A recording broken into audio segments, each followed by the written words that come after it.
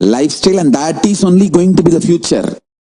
Youth is not going to believe anymore this violence instigating ideologies. It is time human beings become matured. I am telling you, this pralaya is going to teach lesson to all the human beings. Please understand. Really, the meat industry should disappear from planet Earth. Understand?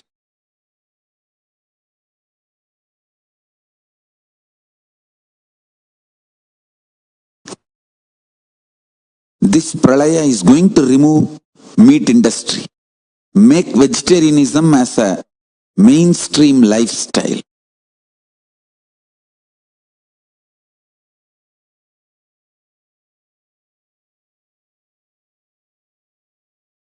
All the blind spot based thinking,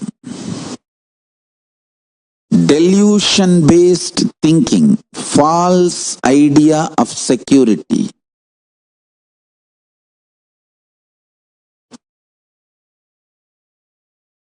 all this will melt down.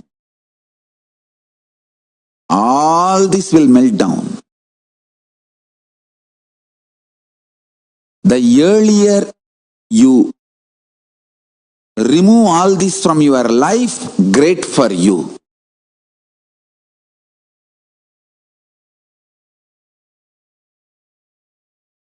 Some of the things I am repeating continuously, and I am going to repeat continuously for next few more days, till it reaches everyone. Because these are first principles to survive this pralaya. First principles to survive this pralaya. Understand?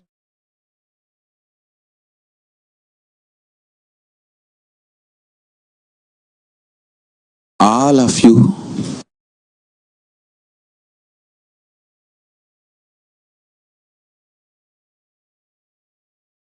have a great possibility now, using this situation, what is happening externally, and its impact inside you can be beautifully used, and you can become enlightened. You can have superconscious breakthrough.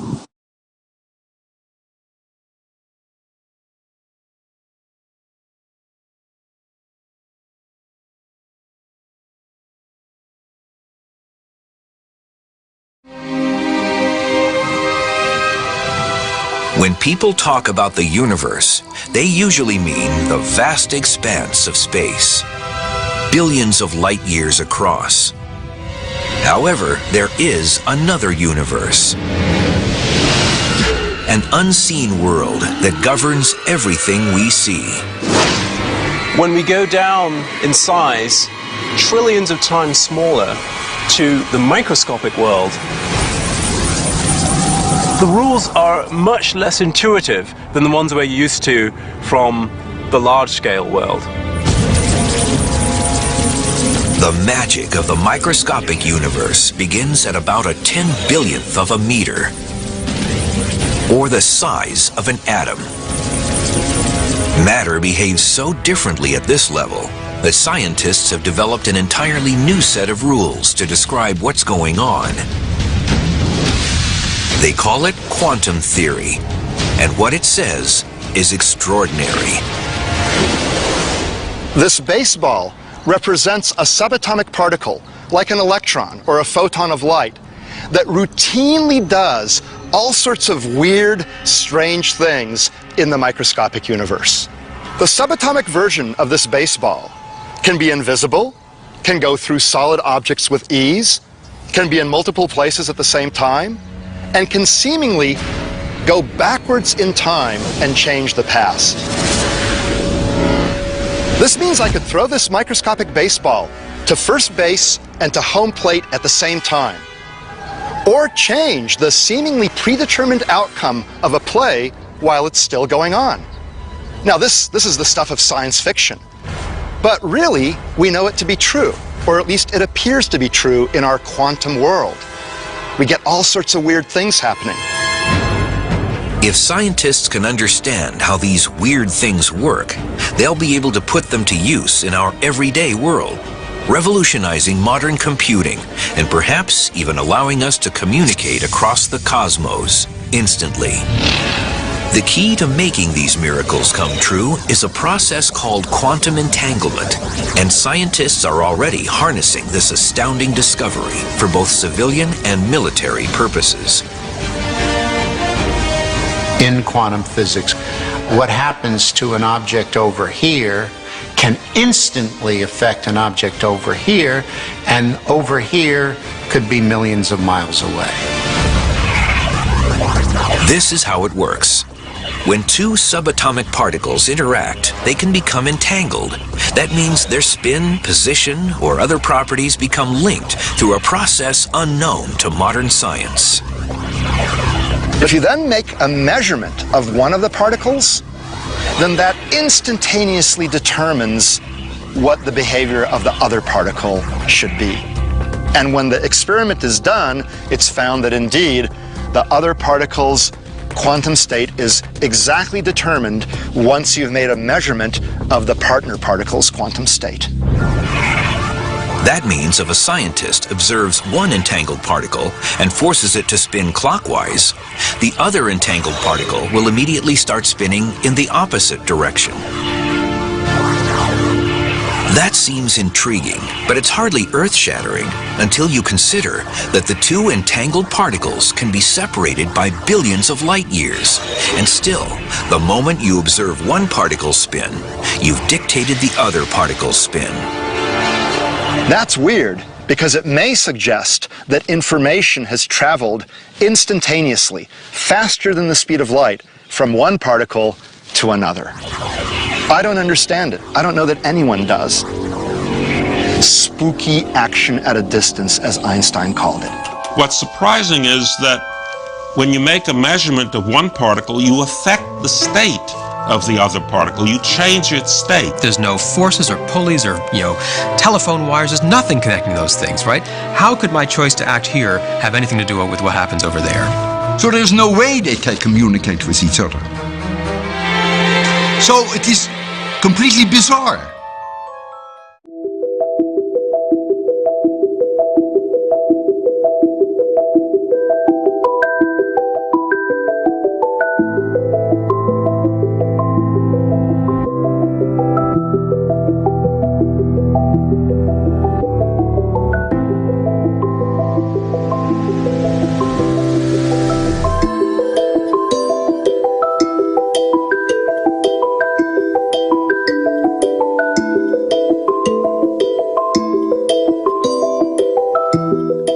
In quantum physics, there is a term entanglement. Means, when one energy source entangles with another, they interfere with each other. This interference can be highly positive and transformative and harmonious. Entanglement directly affects human beings. When you come in my breathing space, this is what happens. Your mind gets entangled with my no mind. If your mind entangles with my no mind, it is entanglement, thought level. Next, if your muscle memory gets entangled with my muscle memory, that is called entrainment. If your biomemory gets entangled with my biomemory, it's called enlightenment. Entanglement can move to entrainment, then entrainment can become enlightenment. Entanglement means two persons falling in tune with same thought. Entrainment means two-person falling in tune with the same idea. Enlightenment means two-person uniting beyond ideas. Understand, when you are in entanglement with me, I give my inner space to you, which is lighter than the outer space. All I do is, for few minutes, a few seconds, I make your inner space lighter than the outer space by removing the mass, dirt. Those few seconds you are in entanglement with my inner space, purest consciousness. Once you are exposed to that, by and by your biomemory, muscle memory, inner space, everything starts enjoying that space and starts living in that space. It becomes living enlightenment. This is the way. The entanglement becomes entrainment. Entrainment becomes enlightenment. Entanglement is initiation. Entanglement is the most powerful way. Entangling yourself with an enlightened being is the most easiest and powerful way to raise yourself to the higher level and get enlightened.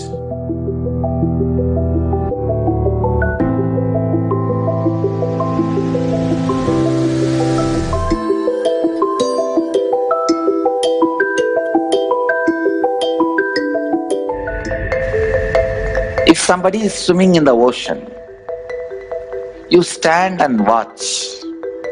Whatever brain activity is happening in that person's brain, even if you are watching, the same activities are mirrored in your brain, meaning the same kind of electric and neurotic impulses are activated in your brain.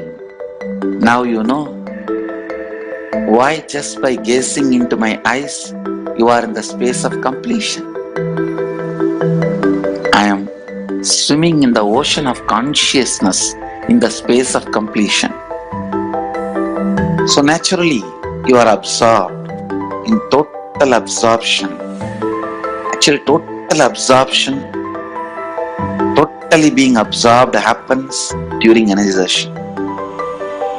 Whether you are there or not, it's my job. I just pull you to that space during the energization, so you cannot escape. It's replicating the highest neural activities inside me, experiencing and living life with the cognition, energy, and the inner space of an incarnation. You just sit and absorb. That's all.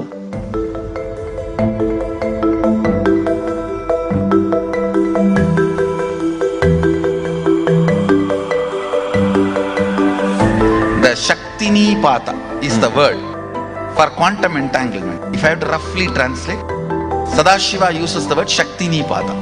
He goes even one step further, even taking bath in the same water in which master took bath or the deity has been given bath, and sprinkling that same water on your head. So, to the extreme level, Sadashiva describes this quantum entanglement not only in the physical level, even thought currents. If I express certain thought current and you are wow, you feel wow about it, then the entanglement has started.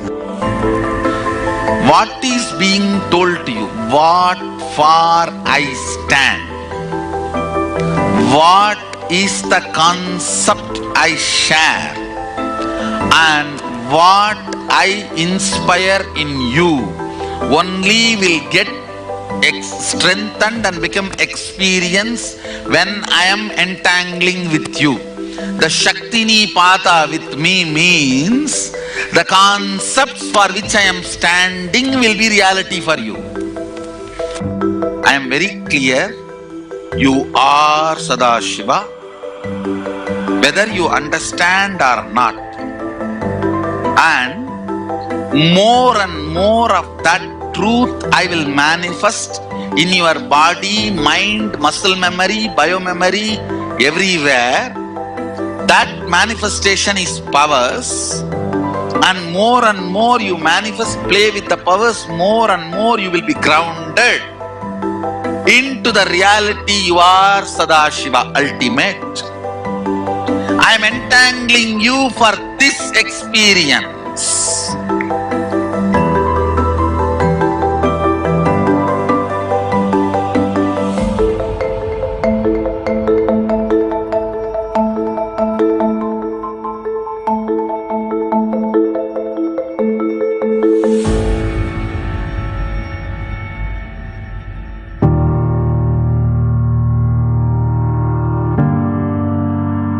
It is a pure spiritual process. The basis of the Shaktinipada itself is oneness, Sadashivatva, Shivoham. That is the basic understanding from where the Shaktinipada, the entanglement starts. So, in few days, more and more they start getting entangled with this truth. The more and more powers manifest. When they manifest the powers, they get more and more entangled with the original truth. Actually, powers are side effects of the entanglement with the original truth. When we express, manifest, we inspire the people who are seeing to come back to this original Shivoham space which they are also carrying. When you see somebody swimming, your biomemory gets the confidence you can also swim. That mirroring neuron effect starts happening. When you see power manifestation going on, even you get entangled with the Sadashiva space of the person who is manifesting the power. It's not bound by time and space. You are teleported to that space. You are transported to that mystery. You are transported to that level, to that initiation, to that experience. The entanglement happens more between the person's core consciousness and me. The moment he decides he is seeing me, that is enough. Even if he does not see me, his decision is powerful enough for me to entangle with that person. Shaktinipat is not limited to the physics of time-space. Even the two-way video conferencing screen is just to trigger that first few minutes. They need to be triggered. That software need to open up. Just for that only, the two-way video conferencing screen. After that few minutes, you may not even need that screen. The entanglement has started happening. How I heal through healers. Each one of my healer is continuously in entanglement with me.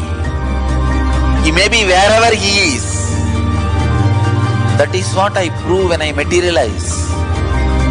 See, when a devotee can receive vibhuti or kumkum and materialize, same thing. The deity also receives vibhuti, kumkum and materializes. How?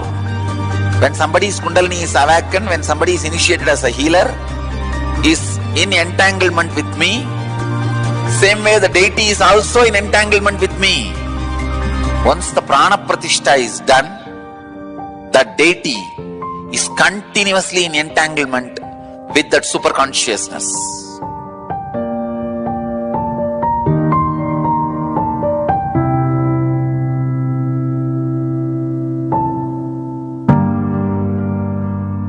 I can give you a simple technique to have entanglement with me. Just morning, sit in the satsang, that's all. Every day morning satsang itself is entanglement with me. If you are in the entanglement level, just physical healing happens.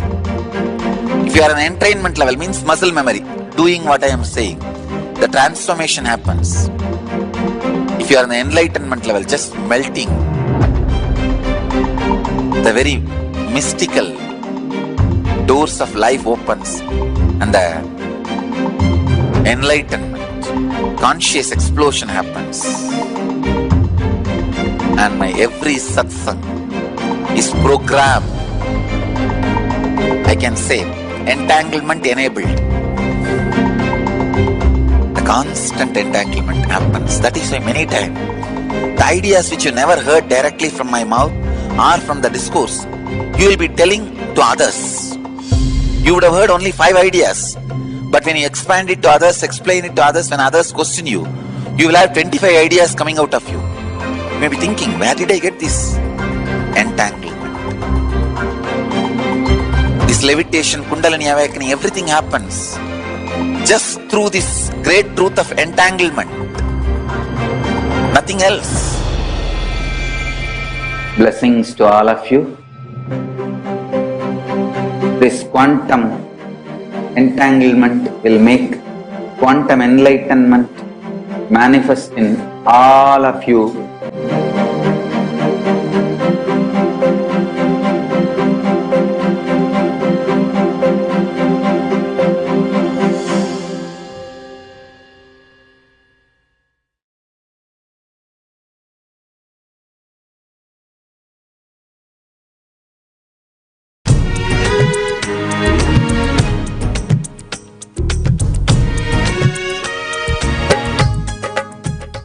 Understand, every power applied again and again will remove insecurity and fear from your life and much more contact between you and life. Understand?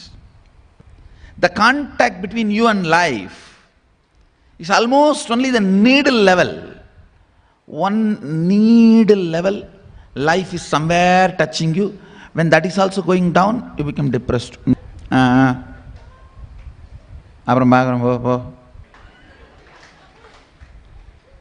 really. The contact between you and life, the contact area will expand more and more when more and more powers start expressing in you. Now actually, the practical application is one side. By more and more of practical application, the area of contact between you and life will start increasing. Means, your cognition about you will start increasing. I tell you, when I was given all these powers by my gurus, I got it too quickly and too easily, to tell you honestly. At least with my kids, I am busy with the Sangha organization, so only once in a while when I find time, I go there and initiate them, train them. But for me, both gurus have no other work other than me. So whole day I am there for them, they are there for me. And 2, shift. Actually here for thousands I am the only guru, there for one person 2 guru. Then imagine.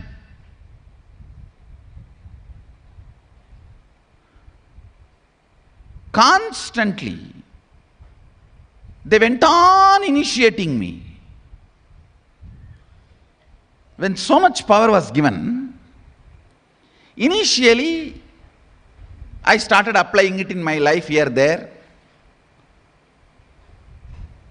Sometimes playfully, sometimes making some mess. But within few times of applying these powers, suddenly all the insecurity, fear about life, everything is just melted down. The contact between me and life has become more. Understand? When the contact between you and life is only needle size, you are called tip-pressed. That is why tip-pressed. When it becomes like a dip level, it's called depressed.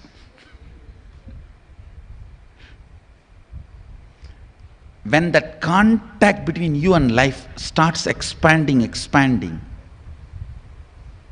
you will feel more and more homely with the life. Insecurity insecurity will start melting down. More and more connecting with the life, respectful to life. Actually, many masters just lived in the huts, in the banks of Ganga, or in some cave and all that, because of the power, the level of the secure feeling they had, the kind of a strength they had, the kind of a contact they had with the life. When the contact between you and the life becomes complete, your skin surface level, you become enlightened.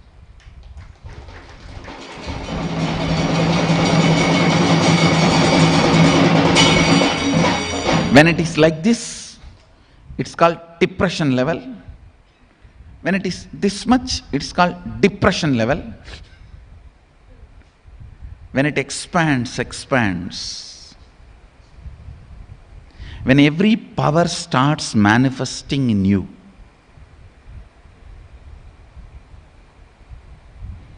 when every power starts manifesting in you, the contact between you and life, the relationship between you and life, the love you have for life. When I say life here, I mean Sadashiva. I mean your Guru. Because Guru is the door through which you see Sadashiva.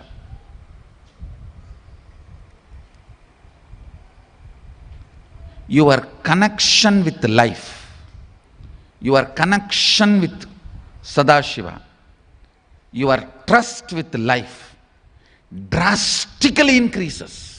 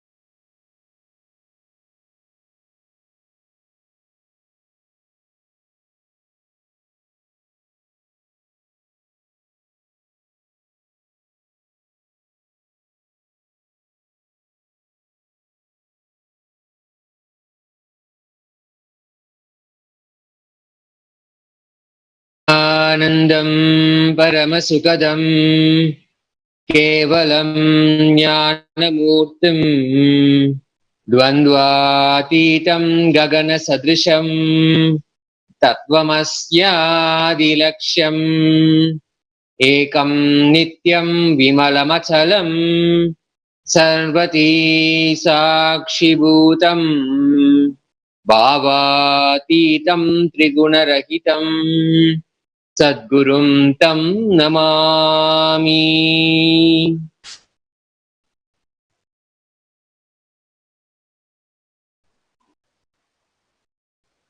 Nithyanandam, with the grace and unending compassion of the Supreme Pontiff of Hinduism, His Divine Holiness, Bhagavan Nithyananda Paramashivam, we welcome you all with our love and respect. We welcome all the devotees, disciples, Kailasavasis, Gurukul Balasins, Nithyananda University students, viewers, visitors, watching us live on Kailasa TV and Kailasa's Nithyananda TV to yet another extraordinary session of Nithya Satsang. If this is the first time you're tuning in to Kailasa's Nithyananda TV, a very special warm welcome to you to the official TV programming of Sri Kailasa, the greatest and only Hindu nation in the world. Sri Kailasa is the Hindu nation revived by His Divine Holiness, Bhagavan Nithyananda Paramashivam. Sri Kailasa is dedicated to the preservation, restoration, and revival of an enlightened culture and civilization based on authentic Hinduism. We invite all of you to share this satsang.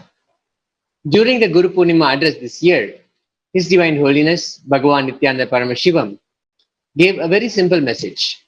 Enrich yourself with enlightenment and enrich the world with enlightenment. We invite all of you to enrich. Share this video on Facebook, on Twitter, on Instagram, and other social media platforms you are watching us. Also, don't forget to subscribe to our YouTube channel, Kailasa's Nithyananda TV, to receive exciting updates about Sri Kailasa.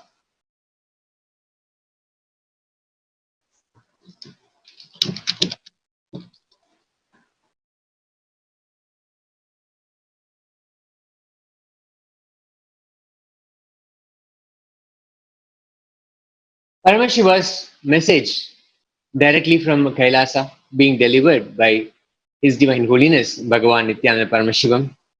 Recent Satsang, Swamiji gave us the things that human beings need to do in this pralaya, the pandemic time. Swamiji made a sincere request to all the decision makers, leaders, people who impact society. Our first priority is to protect people from hunger and extreme poverty. Let us not allow people dying due to hunger and poverty. Surely we'll all come out of this pralaya, the pandemic. If we allow people to die due to hunger and extreme poverty, we will not be able to forgive ourselves. So I request, Swamiji said, the decision makers, world leaders, people who really impact the world, to please join hands and alleviate, remove poverty and hunger. Already, the international organizations are predicting large number of deaths due to hunger. Anybody who survives this pandemic, pralaya, won't be able to forgive ourselves for letting people die due to hunger. Hunger deaths will haunt us forever. Let us not allow hunger deaths. Annadan has been a part of Sri Kailasa's mission over the years, and we have multiple times at many crises risen up to the occasion and delivered free food. His Divine Holiness went on to inaugurate 6 organizations. He said, we will organize our activities and services under these 6 organizations. Saffron Om will focus on working for world peace, conflict resolution, and religious freedom. Red Om, mainly providing relief work during natural calamities like cyclone and tsunami, or man-made calamities like wars.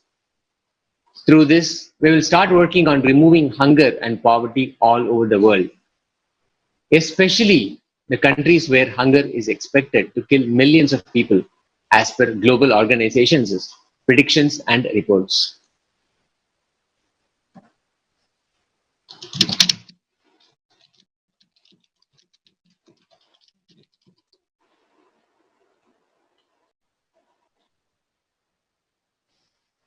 Then Swamiji made a request to all the Kailasians, finding wherever the need for food is and reaching out to the governments, the country's decision makers, where really hunger is prevalent and hunger relief needs to be done. Hindus believe that providing food is highest priority. When one gives food, it is actually equal to giving life. The Bhagavad Gita beautifully says, Data Vyamiti Yeddanam Diyate Nupakarine Deshe Kalecha Patrecha Tat Danam Satvikam Smritam.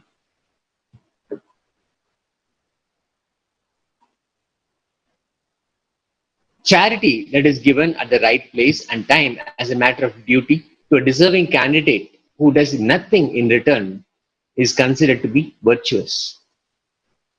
The Bhagavad Gita says, charity, the food, the offering of food, annadana, that is given at the right place and time as a matter of duty to a deserving candidate who does nothing in return without expecting anything in return is considered to be virtuous.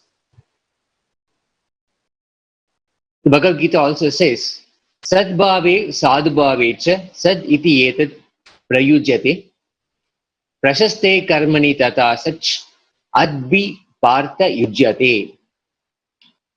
The word sat is used in the sense of reality and goodness and virtuosity. The word sat is also used for an auspicious act. Bhagavan Krishna says, O Partha, authenticity in sacrifice, charity, and austerity is also called sat. Selfless service for the sake of the supremes in truth is also termed as sat. In a book named Annam Nanindiyat, the Indian tradition of respecting and celebrating food, the following is mentioned. The Bhavishya Purana says, at the end of the great war of Kurukshetra, Bhagavan Sri Krishna came to Yudhishthira, who is now the king of Hastinapura, and spoke with great urgency. Dadasvarnam, Dadasvarnam, Dadasvarnam, Yudhishthira. He says, give food, give food, give food, Yudhishthira. The great war of Kurukshetra had annihilated the political leadership of the country and left the Indian polity in vacuum. The polity was to be reorganized, the society resurrected. Now the Dharma had been re-established with the victory of the Pandavas in the Great War.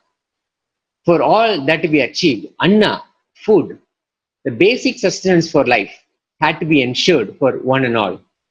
On the advice of Sri Krishna, King Yudhishthira organizes the Ashwamedha Yajna, and the Mahabharata records an extraordinary celebration of distributing food as a part of the sacred year-long rites and rituals. Order is re-established. People are satiated and contented, and the virtuous Yudhishthira is recognized worldwide as a Chakravarti.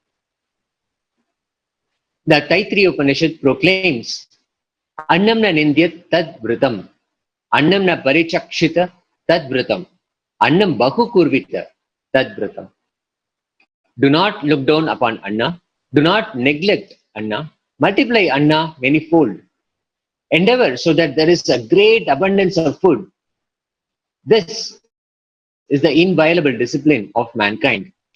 Make more, produce more, and share is the underlying principle of this Taittiriya Upanishad proclamation.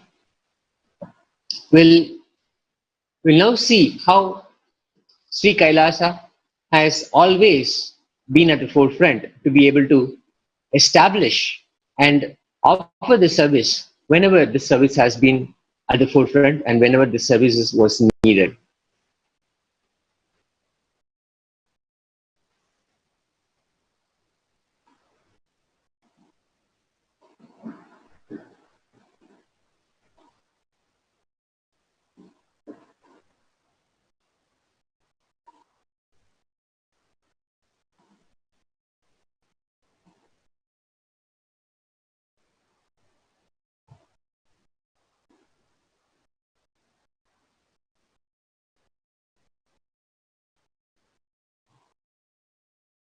When the crisis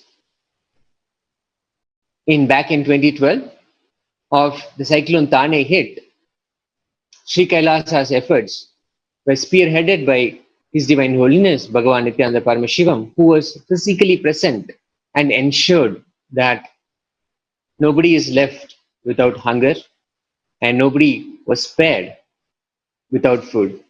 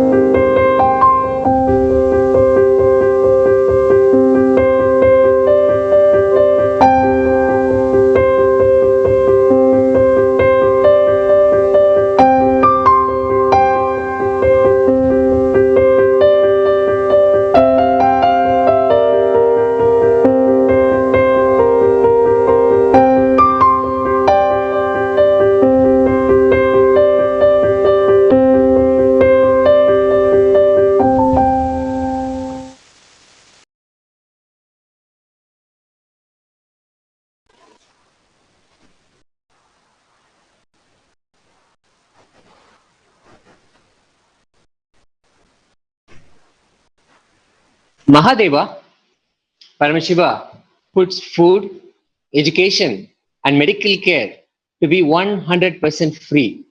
Here, Swamiji gives us the right understanding about how these have to be approached in a free society, how the whole concept of food has to be understood and has to be taken when there is so much of food that is being processed, food that is being delivered. And whenever when we do annadan, the food donation, life energy in our stomach actually gets activated. Here in this video, Swamiji explains this concept very beautifully. Let's take a listen.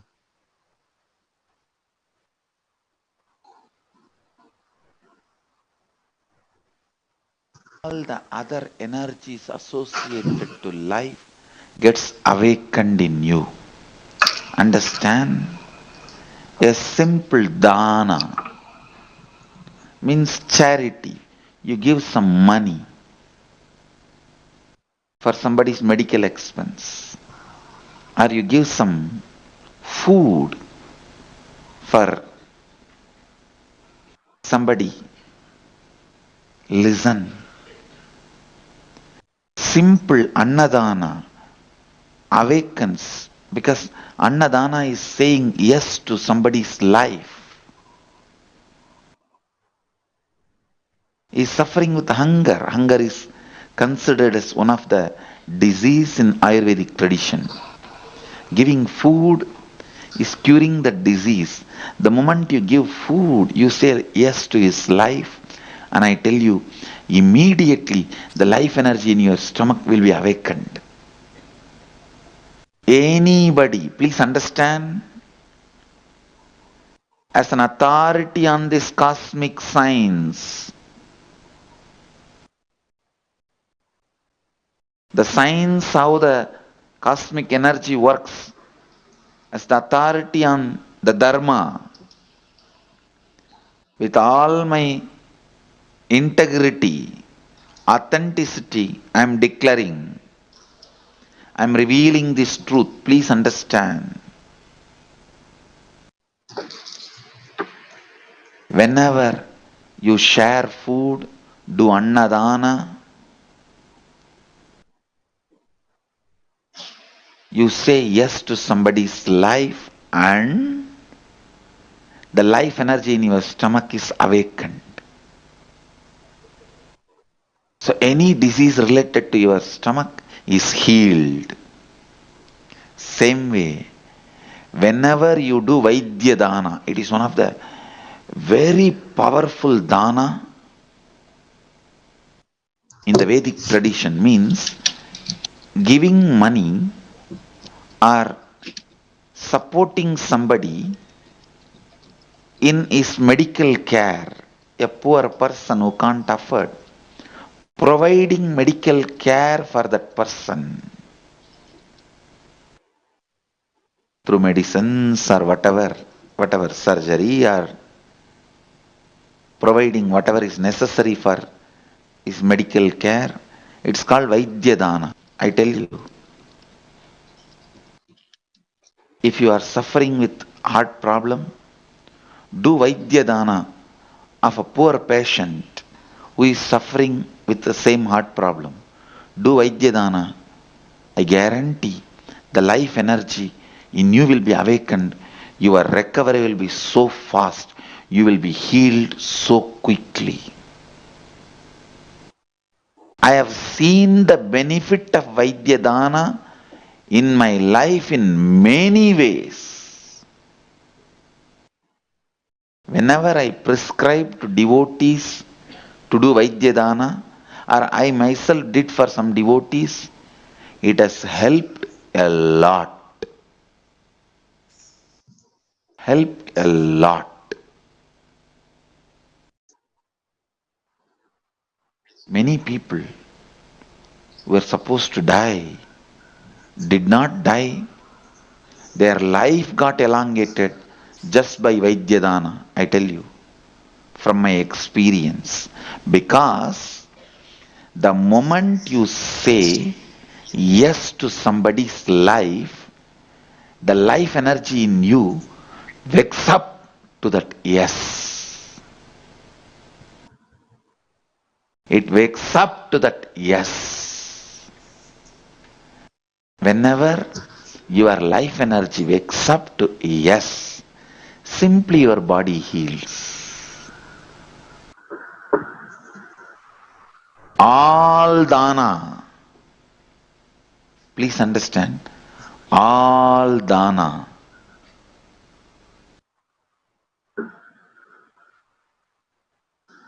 is saying yes to life.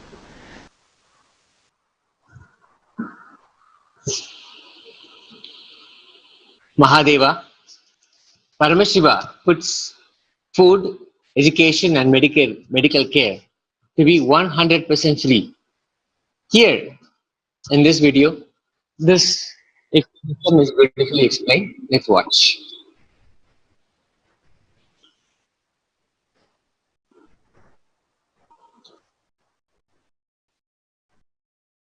Go and bend your body and show everything to him. That is what is going on in many of the yoga studios. Who knows why he designed that step? No, all you guys question. Who knows why he is asking you to do what he is asking you to do? Why you guys never thought in this angle? Now all you guys should put this in the cyberspace, in the social media. Without giving the Shastra Pramana, if your yoga teacher is asking you to do some bending, who knows why?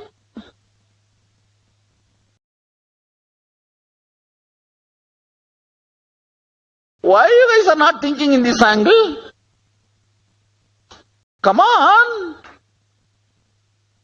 Sorry for being little graphic, but I have to tell you the truth.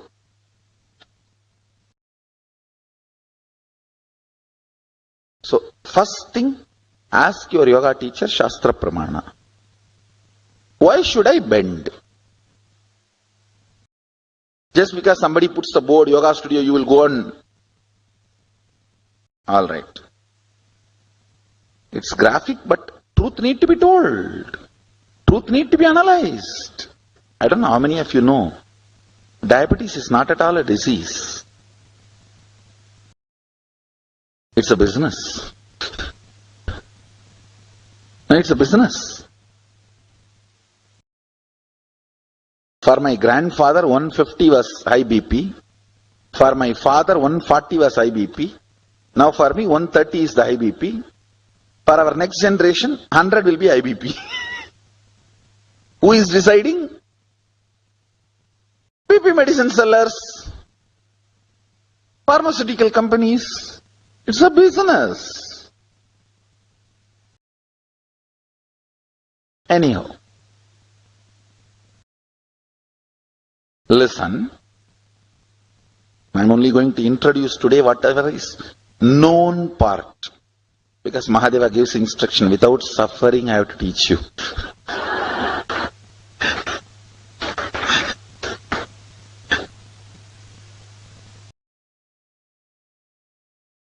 Now some of the Mahadeva's instructions, you see, he gives instruction, what should be given free, what should be battered, means exchange, what should be businessed, what should be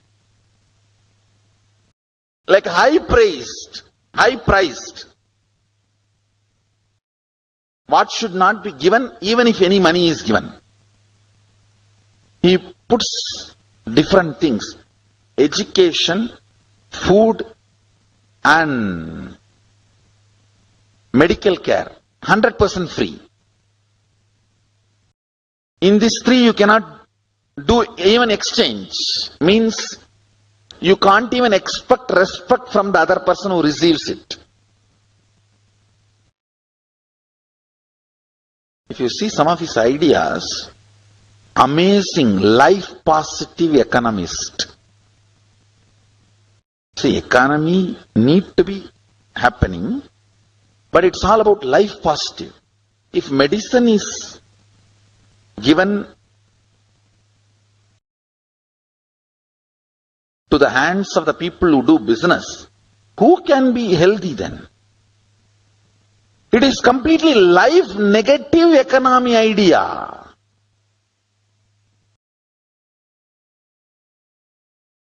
Understand, all life negative things should be made difficult.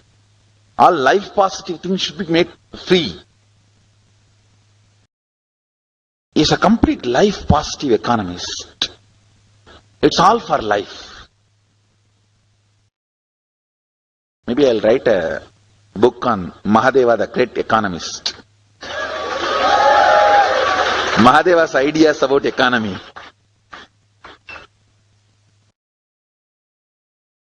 He gives a lot of understanding about why something should be free, why some things should be high priced.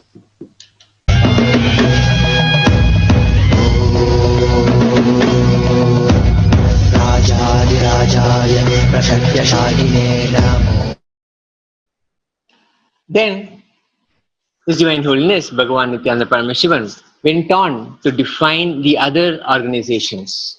Green Om will work for environmental protection, promoting environmental protection for the entire planet, reaching out to all decision makers in the whole world with activities under Green Om as an organization. Then Blue Om organization will be working for animal rights. Human beings need to know planet Earth does not belong to human beings alone. We have no right to eliminate life, to kill animals for any purpose or reason. No right to kill any life. Under this organization, Blue Om will start working for animal rights. Then comes White Om. This organization will be working to provide psychological healing, emotional healing, spiritual counseling, and superconscious breakthrough. And finally, Yellow Om will be providing yogic, Ayurvedic solutions and medical care to the whole world in need. The Hindu, yogic sciences-based Hindu medicine, science-based knowledge, assistance, and even medical assistance, training, all of it will be provided under this organization. Under these 6 organizations, all the services will be provided in an organized way. Actually, more information can be available by going to kailasa.org/global services. That's kailasa.org/global services. Kailasa is responsible to find not only spiritual solutions.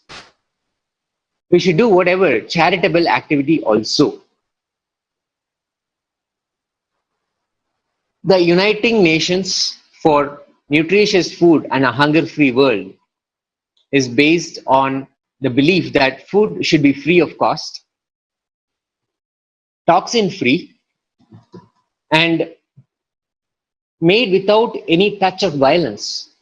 As the world's premier and ultimate food-related and solution-based movement, the Uniting Nations for Nutritious Food and Hunger-Free World believes that no human being should starve whatsoever.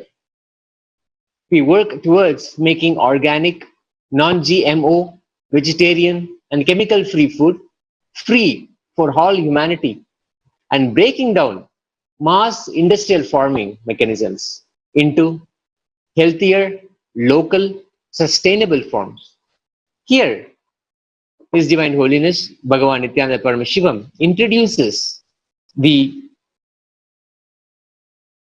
mission and vision for Sri Kailasa's Uniting Nations for Hunger-Free World, providing free food service. Let's take a listen.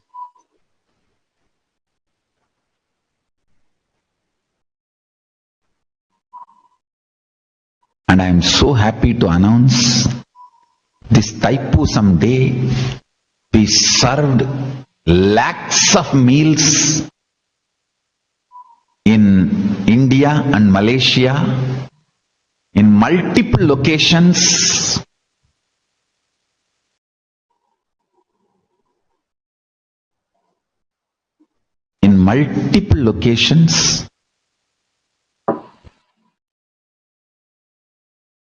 in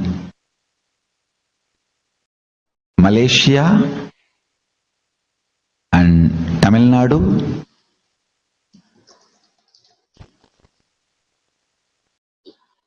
Annadanam is done, means sharing food is done. And also in Tanjavur, Brigadishwar's Kumbhabhishekam, we share not only food, even Bhagavad Gita book.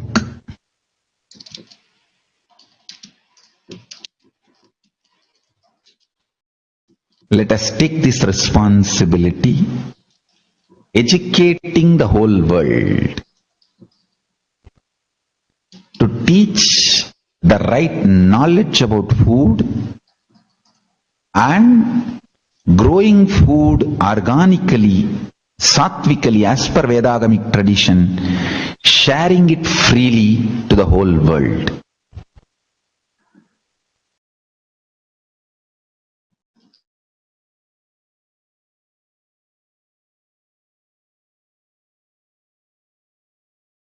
Murugan temple, Battumalai Murugan temple, they served Sattvic food for 16,000 people and Banagam, the Sattvic drink of that jaggery and water, and it's like a natural organic energy drink for rejuvenating.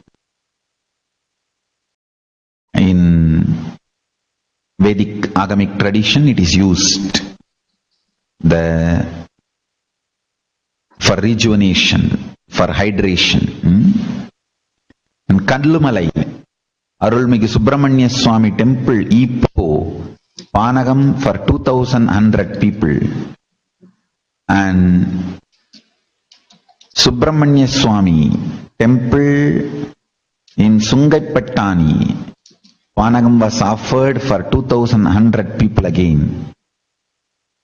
In Baladandayudabani temple in Penang, Panagam was offered for 3,300 people. Sumanya temple, Kola, Selangor, 7,000 people have been given Annadan. And Johor Bahru, Dandayudabani temple, 1,300 people have been given Annadan. And Swaminatha Swami temple of Swamimalai, Tamil Nadu, 1,000 people have been given Annadan. Subramanya Swami temple of Tiruttani, 2,000 people have been given Annadan. Balamurugan Swami temple in Ozur, 700 people have been given Annadan. Baladandayudabani Swami temple Palani, 500 people have been given Annadan. Balamurugan Swami temple Tirupparangundram, 100 people have been given Annadan. Sendilvel Murugar temple Tiruchendur, 4,000 people have been given Annadan. And in Malaysia, there are many other temples where Panagam is served for 4,500 in Johor Bahru, and Kola, Selangor 3,600, and in Baladandayudabani temple Penang 3,300, Kallumalai temple 2,100, and I think in Battumalai caves, Battumalai Murugan Kovil 4,500. So happy to see in multiple locations so many beautiful service activities getting done.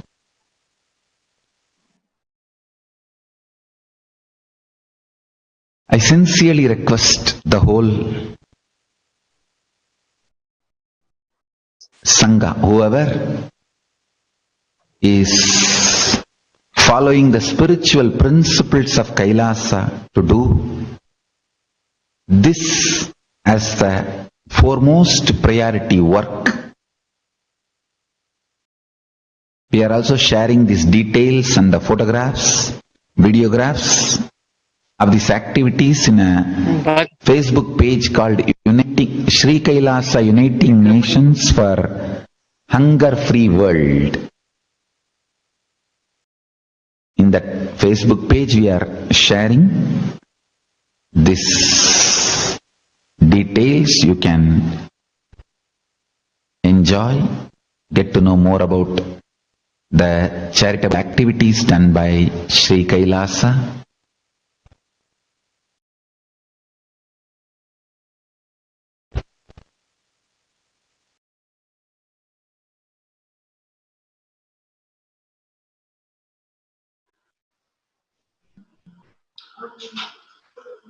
Next, there was a beautiful message that His Divine Holiness Bhagavan Nithyananda Paramashivam conveyed to all the devotees, disciples and Kailashans. The great thing happening now during this Pralaya is the Kailasa portal, Stargate is open. A simple unclutching can teleport you to Kailasa and give you the experience of Kailasa. Unclutching, completion, oneness, ajapa japa of Mahavakya, deep feeling connection. All these are stargates for Kailasa. When you unclutch, a portal inside you called Ananda Gandha opens and you are transported to Kailasa. Let's look at the signs of unclutching, how the unclutching process beautifully takes us to a higher experience, how the essence of Sankhya philosophy of Kapila is simply summed up in those two words: be unclutched and be blissful. Rupa in Vishwarupa Darshana Yoga as Paramashiva. From the space of Paramashiva, he declares his glory. That time he says, Siddhanam Kapilo Munihi. Among the enlightened beings, Siddhas, I am Kapila. The greatest glorified incarnation of Paramashiva is Kapila. His philosophy is considered to be the oldest, older than the Vedas, Sankhya philosophy,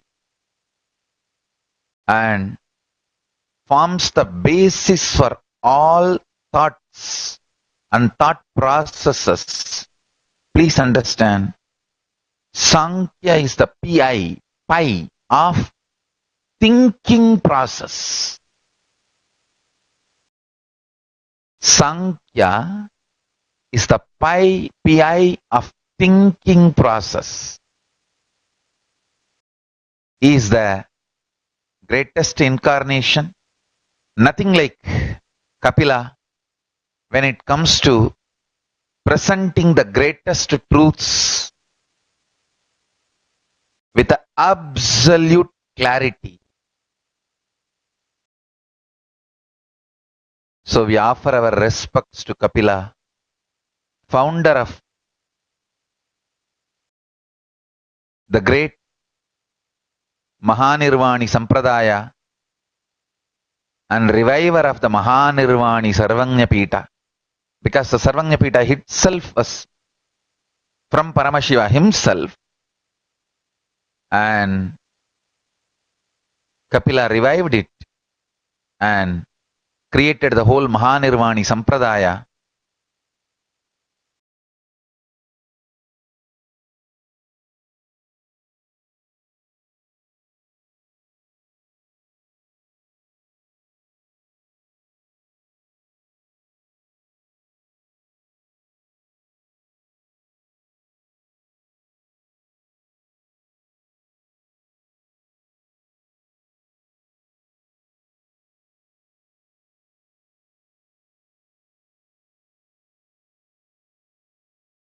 Today I wanted to give the essence of Bhagavan Kapila's teachings.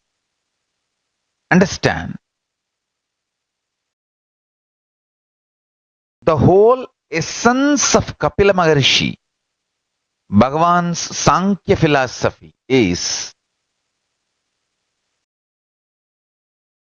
absolute unclutching, building your inner space based on absolute bliss. Understand? Basing absolute bliss as foundation. Basing absolute bliss as foundation.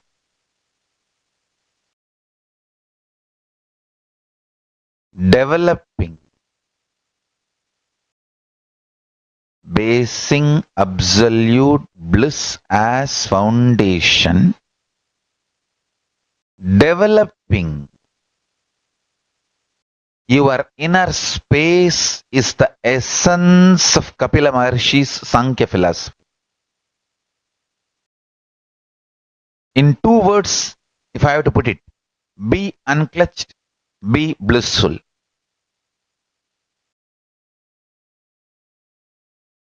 These 2 words is today's powerful cognition.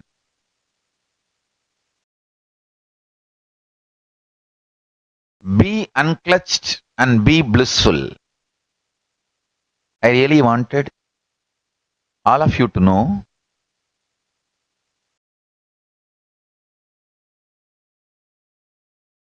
my whole effort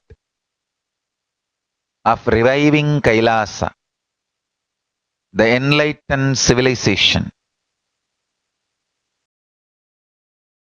If I have to put my whole message in 2 words, that is these 2 words, be unclutched, be blissful. Understand,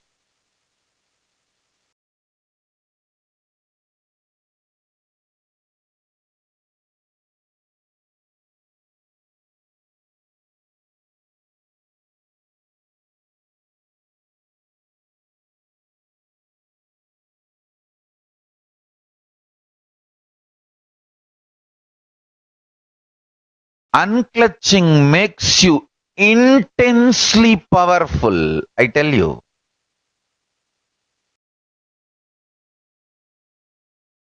Unclutching extremely integrates you, because when you start unclutching intensely within you, the way you sharpen your inner space.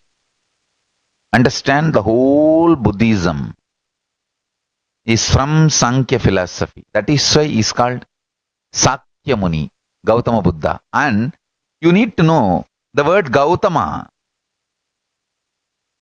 is from a Hindu Maharshi, and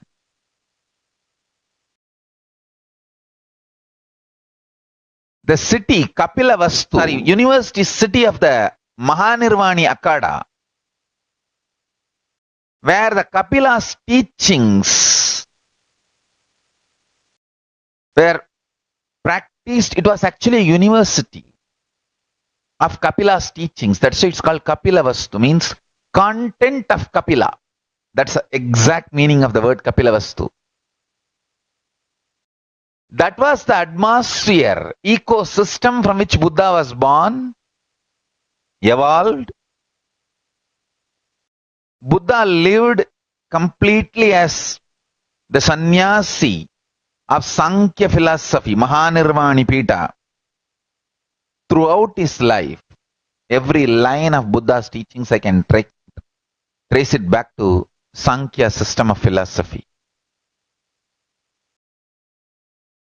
Whether the methodology they applied for enlightenment or the systematic sannyas sampradaya they followed, everything is from Kapila. Understand,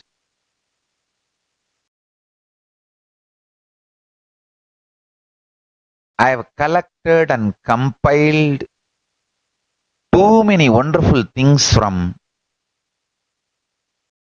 all different sampradayas of Hinduism, but the core remains from Kapila. Even in Bhagavad Gita, if you see, Krishna gives 18 chapters. The first chapter is Sankhya Yoga. Because that was what was on the top of Krishna's head. See, when you open your mouth, naturally whatever is in the top of your head only comes out first.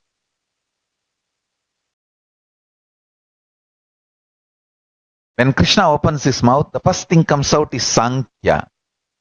Sankhya Yoga. It means fundamentally he is filled with Sankhya.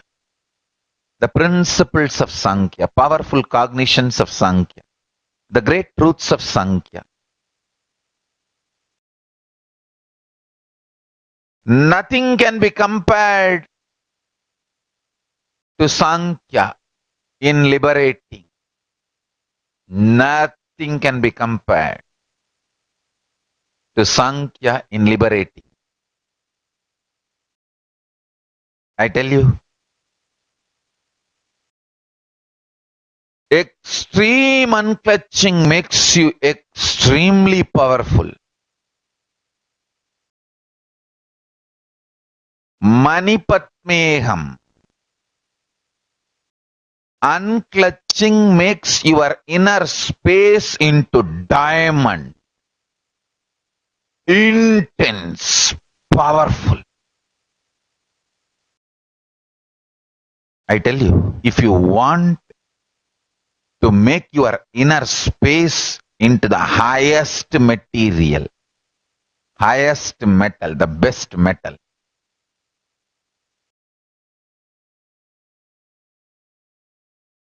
unclutching is the methodology. That makes you so powerful. Even now I tell you, I may be teaching 10,000 techniques. I might have taught, teaching, going to teach, I don't know how many thousands. But if I have to say, Chutamani, the best of all the techniques I revealed, revealing, going to reveal is unclutching. This is the essence of Kapila's teaching.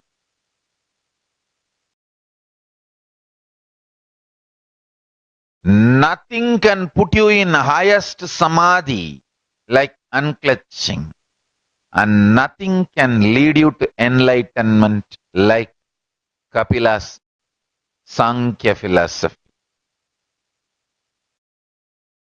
Nothing else can be equivalent to Kapila's Sankhya philosophy, and nothing else can be equivalent to the powerful process of unclutching. Kapila is Kapila.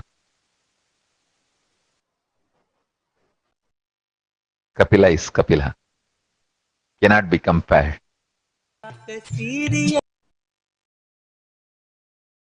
Then His Divine Holiness Bhagavan Nithyananda Paramashivam gave this beautiful blessing. He said, you have two components, you and yours. Your mind, your emotions, your thoughts, your wealth, your relationships, these are all yours. If you, the pure consciousness, unclutches from all yours, the delusions, the dilutions, and you sit as pure you, you are Paramashiva. He gave this beautiful blessing that all the Kailasians will experience pure unclutching, the stargate for Kailasa, and experience Paramashiva. To understand how the whole unclutching can happen, how the you, the pure consciousness can unclutch from the yours, all the delusions and dilutions. What is the process involved? what is a meditation that we can do, and how we can sit as pure you. To understand this, there's a beautiful primer on unclutching that we'll be now watching to go through and understand the science and mechanics of the thought flow, how thoughts happen, and how we can unclutch from the delusions and dilutions.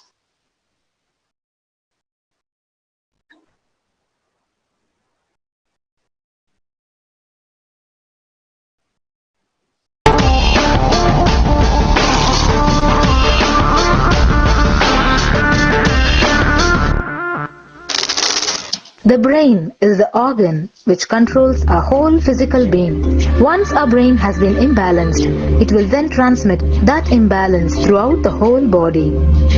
Thought forms are pure energy that have the ability to influence people and everyday events in life. According to science, our brains generate an electromagnetic field which may be measured by such instruments as an encephalograph. This electromagnetic field is generated by the brain every time we think, and as our mind is never still, we may be compared to perpetual power generators. Fear produces nervous disorders. Anger produces headaches and violence. Confused thoughts produce congestion and ill health. Depression causes cancer, tumors, mental diseases, and lowering of the immune system, causing death through own willpower. Our thoughts generate intricate energy patterns which can be detected by sensitive equipment and seen by clairvoyant individuals. These energy patterns are known as thought forms. Surprisingly, thought forms are shaped by the thoughts themselves. Each of us creates hundreds of thought forms every hour and releases them into the environment. Although we cannot see them, the thought forms have as real an existence as any other form of energy. Most people can sense others' thought forms, and a continuous energetic exchange happens between people, about which we are usually unaware. This also explains why we sometimes take a sudden liking or dislike to a certain person directly on meeting them. We just catch their vibes. Unclutching is a guide for equanimity and enlightenment. Thoughts are like bubbles in a fish tank. Just as bubbles in a fish tank rise from the bottom, our thoughts also rise in the same manner. When one bubble comes and reaches the surface of the water, the next bubble starts and the third bubble starts. Because the bubbles are rising at high speed, they look like a continuous stream. But our mind is not a continuous stream. There is always a gap between two thoughts. Like the bubbles, we also experience a neutral space between two thoughts. This neutral space between two thoughts is our original state, the pure silence. It is the state of pure consciousness, the state of God. Since the gap or the neutral space between two thoughts is too small, we think all thoughts are connected and form a shaft. But there is always a gap between two thoughts. In the forest of northern India, the hunters trap the birds using a trap. They tie a rope between two trees. The rope is the shaft that we create by connecting two thoughts. In the middle of the rope, they secure a wooden stick. The stick is our mind. The rope is tied at the midpoint of the stick. When a bird comes and sits on the stick, the bird's own weight turns the whole stick upside down. It turns topsy-turvy. The moment it turns upside down and loses its sense of balance, it feels totally shaken and tightens its grip on the stick. It simply holds onto the stick as if its life depends on it. Similarly, we connect thoughts and form a shaft out of it and live in the fear that if we drop our mind, we might be lost. We might lose our identity. Because it is hanging upside down, it thinks, if I unclutch from this stick, I will fall and die. is similar to the fear that if we start trusting that we are unconnected, unclutched, independent and illogical thoughts, we might be lost. If the bird lets go and relaxes, it may flutter to balance for a moment or two. When it leaves the stick, maybe for a few seconds it will fall, but then it will adjust itself and start flying. In the same way, we hold on to whatever we think is our identity and security, our education, our mind, our life, our relationships, or our bank balance. Ultimately comes to remove the stick, that is our identity. Just like the bird, we don't realize that if we drop our mind, at that moment we can become a Paramahamsa. That very moment we can be liberated.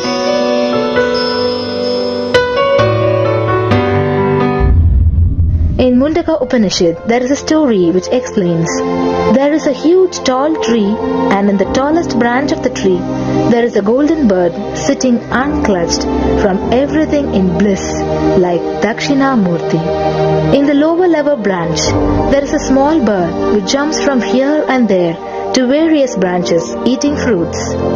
When it eats a bitter fruit, it feels bad. Whenever she eats the bitter fruit, she sees the bird which is looking above, silently, like Dakshinamurti, and feels, why I should not be like that bird. But unfortunately, when the same bird, when it eats tasty fruit, it forgets the bird sitting above it. In the same way, she keeps battling between branches, eating bitter and tasty fruits again and again. One day, as a small bird flies up higher, and as it reaches near the golden bird, it realized that he and she are the same. There is no difference between them both and realizes her original state. The small bird realizes that she also can be in the same state of the golden bird and become a Paramahamsa. This moment, trust yourself. Don't bother about losing your identity. Just trust yourself and let go of your identity. You will immediately become a Paramahamsa and be liberated. All you need to do is to trust that you're unclutched. Dropping the conclusions you can't be transformed is unclutching.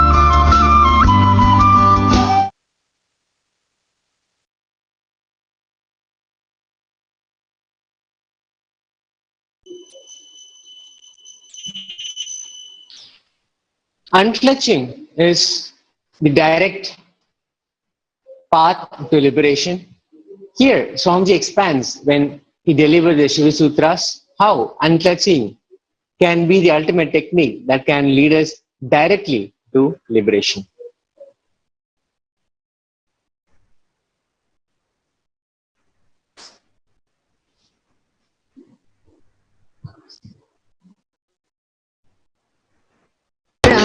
Nithyananda Gurum Bhaje.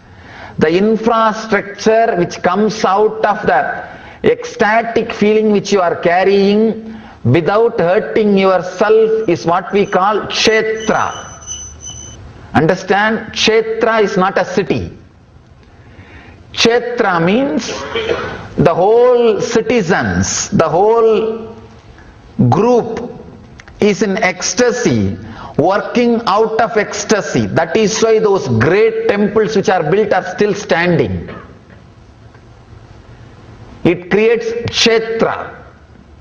But if you are doing the same work of creating infrastructure, see the whole thing of human beings kept in the mood of unfulfillment and constantly they are taught you are not complete is a business done by the so-called visionaries of the society to drive these guys crazy to create bigger and bigger infrastructures. That's all. Don't you see the whole fun? Either you listen to the great truths of the masters who came out of the inner world and achieve the truth, or listen to the foolish visionaries who are constantly hurting themselves and filled with irritation and ego and power game and forced everybody to feel unfulfilled or dissatisfied so that they will be constantly running to work and create more and more bigger and bigger infrastructure with which they can satisfy or fulfill and show their ego as a strong. I'm breaking the whole pot. I'm breaking the whole truth. Understand, that is the source from which constantly you are fed the idea that you are not complete, you are not full, you are not as you are supposed to be, and you are not total. These ideas are taught to you so that you will be constantly made to run, to create bigger and bigger infrastructures. Beautiful definition of Kshetra. Kshetra means the cities developed by the Vedic masters. That is why in India we took care, never the leadership was given to a king who is egoistic and constantly mad after expansion of infrastructure. It was all policy decisions was always under an enlightened master, Rajaguru. All policy decisions was under Rajaguru, enlightened master, because he knows how to plan, and he was constantly taking care. Only the fulfillment was expressing. Here Mahadeva says, as you see many suns in water, from one sun so see bondage and liberation. So many suns are seen in the water. When you look at the root, you will see only one sun. The source is one. Clearly understand, bondage and the liberation, both words are just relative. They are only relative. They are not ultimate truth. If you think you are in bondage, you need to be taught you are liberated. There is a beautiful example you need to understand. One guy who was standing in the corner of the room, facing the corner, two walls in front of him, corner, he is facing the corner. Suddenly he got into the idea, he is in prison, he is caught. He is hitting this wall, he is hitting that wall, I am bound, I am in prison, save me, God save me, oh Guru save me, oh this save me, oh that save me, release me, liberate me. Master, all he does is, from the behind, shouts, fool, turn. The moment he turns, suddenly he realizes, third side there was no wall. Third side, there was no wall. And he tries to escape. He tries to run. God, I am free, let me run and escape. Master says, fool, relax. You have never been in bondage. Why are you trying to escape? Run. Look around. Then he realizes, not only third side there was no wall, there was no gate anywhere. It was just two small walls meeting in one corner. He himself voluntarily went and started fighting with that walls. Neither the walls bound him nor they invited him. He went and started fighting with the walls and started thinking, believing he is bound. He is in bondage. Understand, bondage and liberation are relative. They are only two words, relative words. There are so many beautiful truths, revelations can happen in you when this idea awakens the non-mechanical parts of your brain. Understand one more important example. I always love to tell this story. this example. You are always afraid of unclutching or remembering that you are liberated. You wanted a clear mental setup so that your moral standard and life standard, internal and external lives will be same, smooth, as you think, what you think as order. No. In Indian villages I have seen, they will catch these monkeys if they enter into the city and leave them back in the forest. They have to catch them without poisoning them. So they will keep a small pipe inside which their hands can go. They will keep that pipe, and the other side they will keep a small sweet. This monkey will put the hand in the pipe and catch that sweet. After it catches the sweet, it will try to take the hands out, it will not come out. It will try its best to take the hand out. This fool does not understand, if he lets go the sweet, hands will come out. He will not let go the sweet. He will not leave the sweet. He will be holding on to that sweet or that item, the fruit, and he will be trying to take the hand out. Just because of his own closed hands, he will not be able to take his hands out of the net. And this fellow will be playing and pushing and pulling like this for hours. And the guy who put the net, the hunter, will slowly come and catch the monkey and put in the cage and take it away. We don't understand. Just if you leave the hand, your hands can just come out, come off. There is nobody who is binding.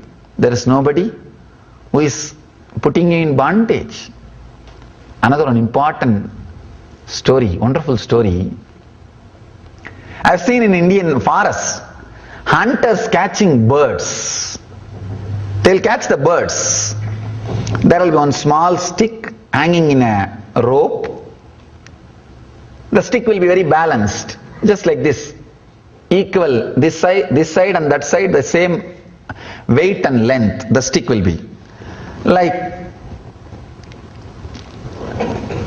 there will be rope like this tied, and the stick will be hanging. When birds come, they'll try to sit one side. The moment they sit one side, suddenly the tip and the stick will become topsy-turvy, upside down, because of one side weight. It will become just upside down. It will just become topsy-turvy. Understand, the moment the stick has become upside down, the bird which is holding will completely get imbalanced and shaken. Now this guy starts thinking, if I leave, I'll fall and break my head and die. If I let go the stick now, I'll fall and break my head and die. He will be just hanging, trying to flutter his wings, trying to shake, trying to move, trying to bring that stick to balance, trying to straighten that stick. No.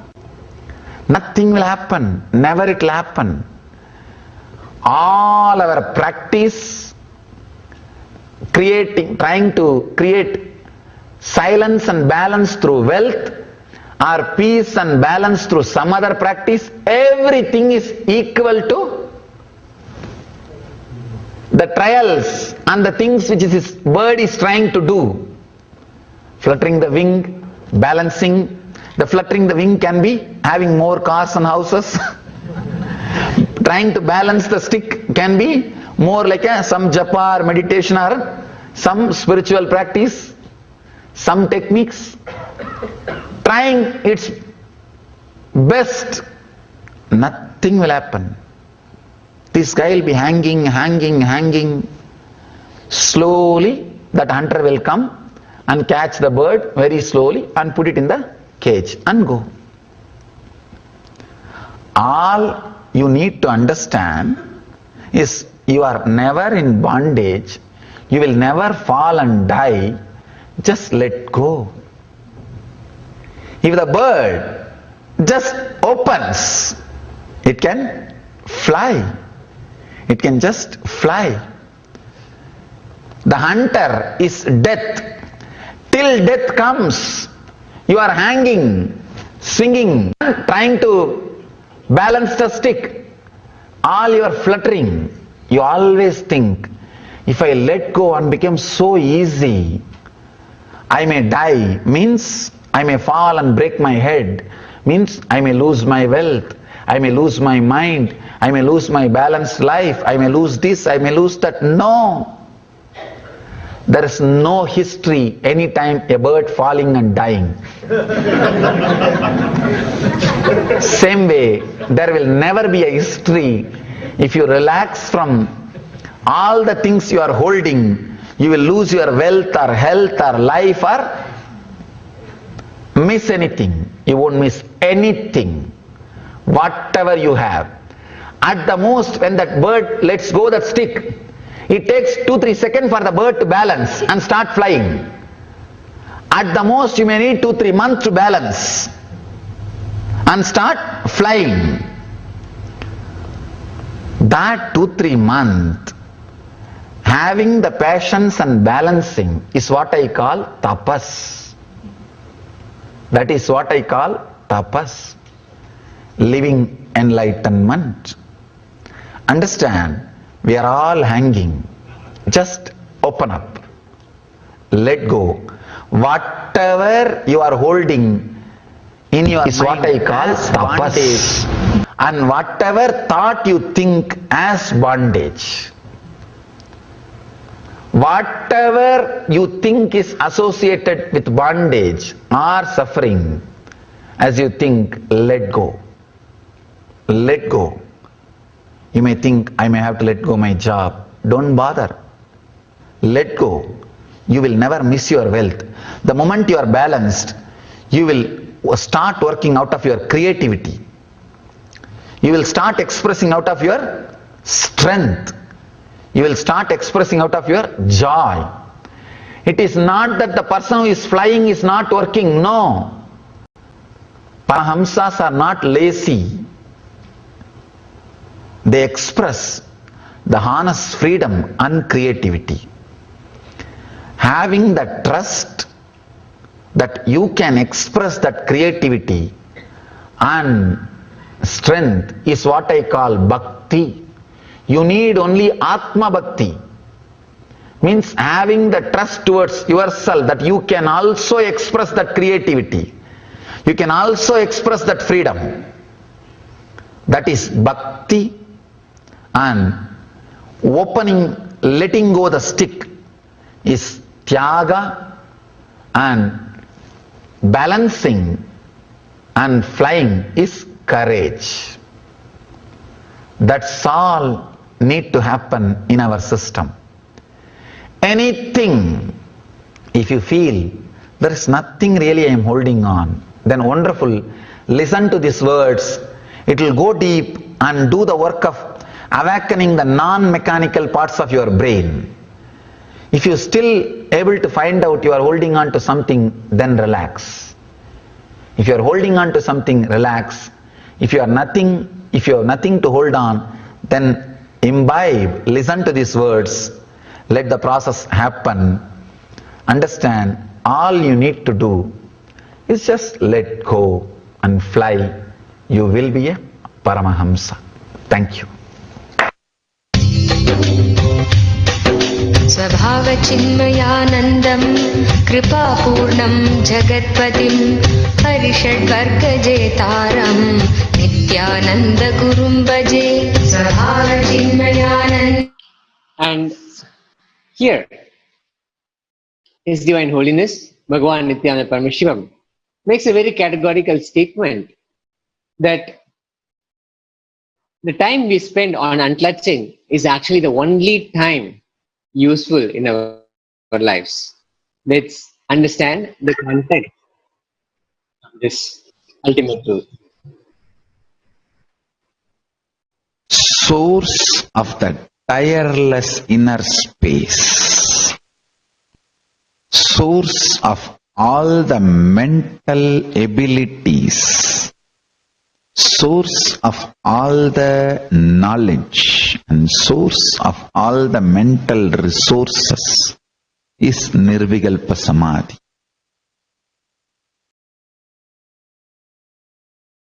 Even when you are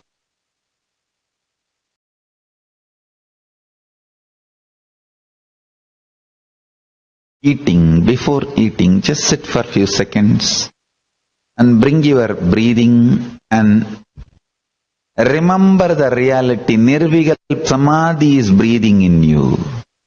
Paramashiva is breathing in you. That is the truth. There is nothing to imagine and visualize and realize. Reality does not need to be realized. It is the truth. Highest possibilities, mental resources, conscious resources manifest from Nirvikalpa Samadhi, unclutched space. Turiyavana Sampannam.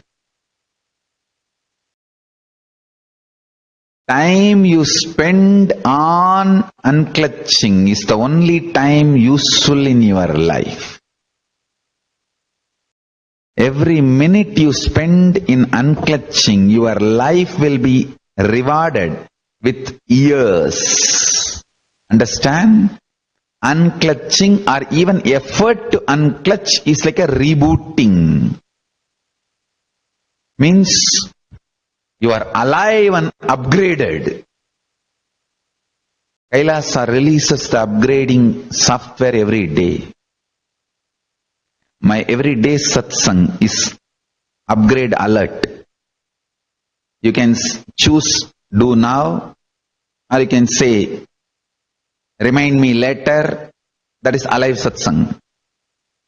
Or not now. It is up to you. I am just everyday satsang is update alert.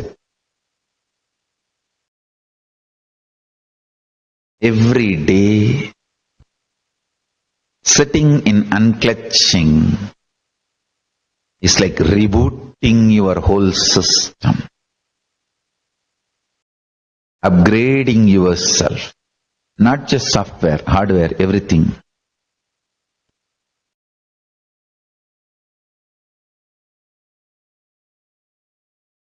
Understand?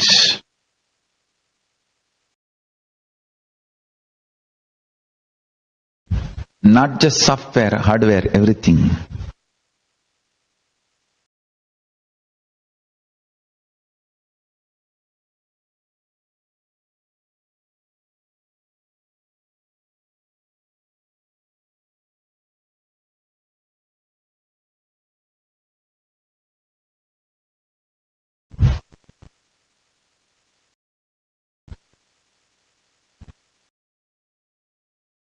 I tell you,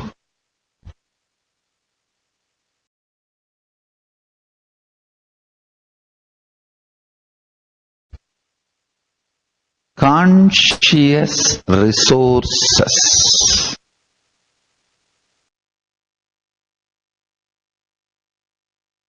awakening intense, pure, unclutched space.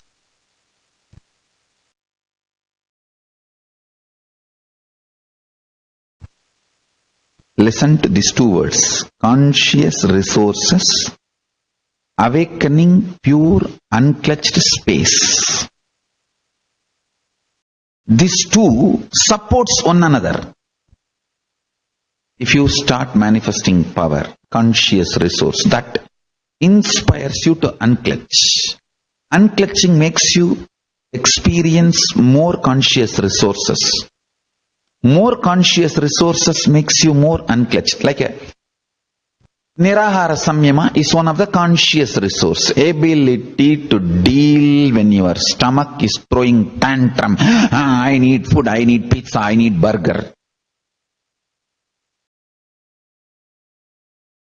Ability to handle your stomach when it throws tantrum is a conscious resource. And that inspires you. to unclutch. And unclutching makes you manifest more conscious resources and makes you manifest powers.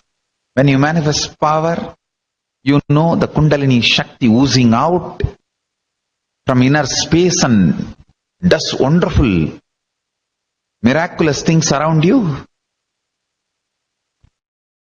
I was reading about my Paramaguru, 291st Guru Mahasannidhanam. He has written a beautiful book on connecting with Kailasa space and the beings who are in Kailasa after leaving the body. Videha Muktas, connecting with them and receiving their help to reach Kailasa. He is master in this field. He is adept in this field.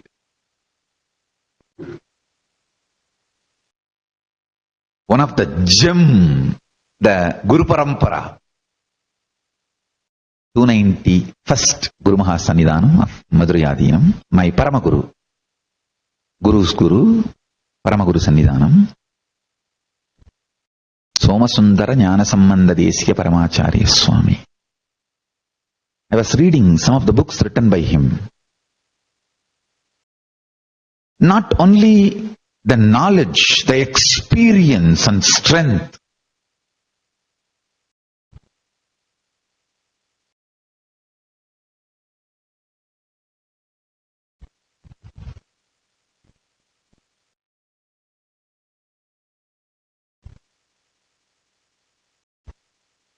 the great Yoga Purusha lived in very high Samadhi state,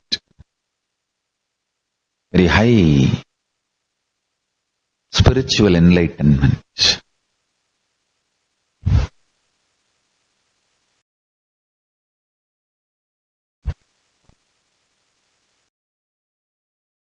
I tell you, once you start unclutching consciously, all those beings from Kailasa automatically reach out to you and manifest through you, support you, inspire you, educate you, awaken you.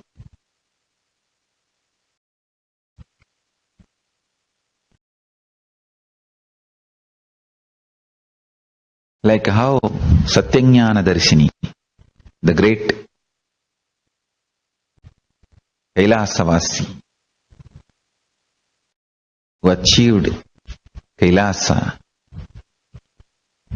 he comes and initiates Megandar and teaches the Sivajnana Bodham. So they come through the Akasa space and teach you, awaken you, give you many conscious resources. How Paramashiva and Parvati themselves came and Paramashiva and Parashakti themselves came and gave the knowledge milk, enlightenment milk to Jnana Sambandhar. They are constantly available. Just sit in unclutched space. Even if you try, that is enough. Consciously, sincerely trying to unclutch is enough. You will have all the knowledge showered on you.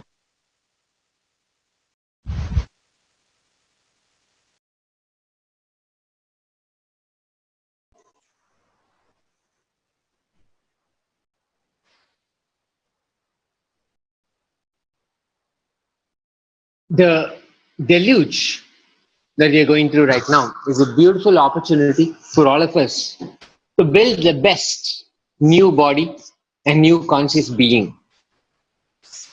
Swamiji said, we can decide our core values, core principles of luxury, core principle of pleasure, possibilities, powers, freedom, enlightenment. Do just 24 hours of dry fasting, During dry fasting, you will feel the whole body tingling, alive, fresh and bright. That is called samana. When your body eats itself, the prana your body releases is called samana. Just to taste samana, do 24 hours dry fasting. You will understand what keeps you fresh and alive. The richest person on planet Earth is who tastes fasting.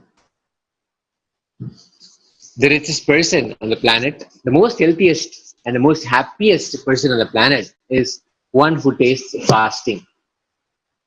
To experience and enter into fasting, the Nirahara Samyama is a beautiful means to experience a space where the body relies on alternate energies, not just foods. The body's reliance on food is bypassed and alternate energy sources are aligned so that the body can still sustain without food. So here we have a beautiful instruction on how Nirahara Samyama works in tapping into the body's alternate source of energy.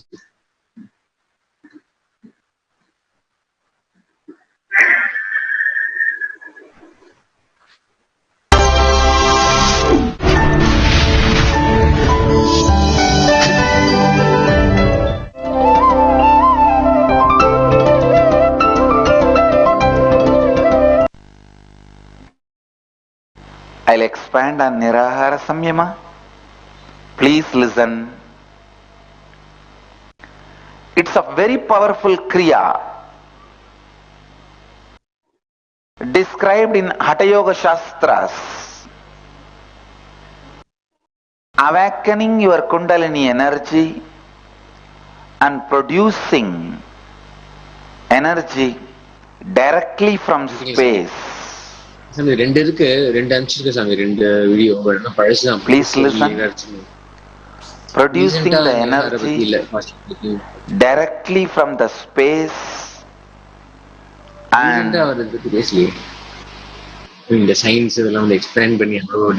bringing energy, health to your body directly from space without depending on any food intake. Through a proper visualization and kriya, awakening your Kundalini energy, through that creating enough energy for you to live.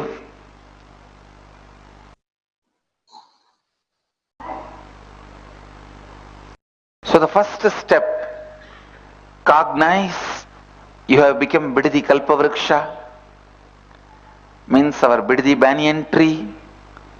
How the tree produces the energy directly from air and the ether, space. While meditating on that, by meditating on that, awakening the same capability in you, awakening that same biomemory in you, your biomemory also can create energy directly from space. Please listen. And along with the cognition, do this kriya. Inhaling through both the nostrils and the mouth simultaneously with the visualization as if the whole banyan tree is inhaling. As if your whole body is inhaling. Hold as long as you can comfortably and exhale through both the nostrils as slowly as you can. Please understand, I will also be supporting you by awakening your Kundalini energy. Wherever you are, you can do this kriya for 21 minutes. Read all the rules and regulations of the Nirahara Samyama. Don't stop eating completely immediately. Take liquids like juices, milk. First, level is only 2 days, means 48 hours. Then we will give a break, you will eat regular food. And second level is 7 days. Then you will have a break and eat. Third level is 11 days. Step by step preparing your body and mind to produce the energy directly from space. This samyama is not fasting, please listen. It is not depriving food to your body, but it is awakening the alternative path of energy in your body. Awakening the alternative method to create energy in your body. So please sit straight. You can find all the information pertaining to this samyama in our website. You can visit this link nithyananda.org/nirahara samyama. Every one of you please start the kriya now. Sit, close your eyes. Cognize you have become Biddi Kalpa Vriksha. आज हम निराहार संयमा का अगले batch को आरंभ कर रहे हैं. अगर आप इस बार निराहार संयमा में भाग लेना चाहते हैं तो हमें कॉल कीजिए.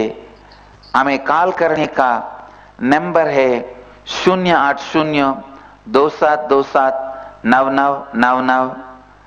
अगर आप एक निराहार संयमा को कर रहे हैं और अगर आप इस संयमा के दौरान भूख का अनुभव करते हैं या थकावट अनुभव करते हैं या आपका स्वास्थ्य ठीक नहीं है, आप तुरंत आहार लीजिए. अगर आप में कोई भी स्वास्थ्य संबंधित समस्या है तो इस निराहार संयमा को आरंभ करने से पहले आपने डॉक्टर को जरूर संपर्क कीजिए. आप The other cosmic portal that Swamiji introduced is the science of completion.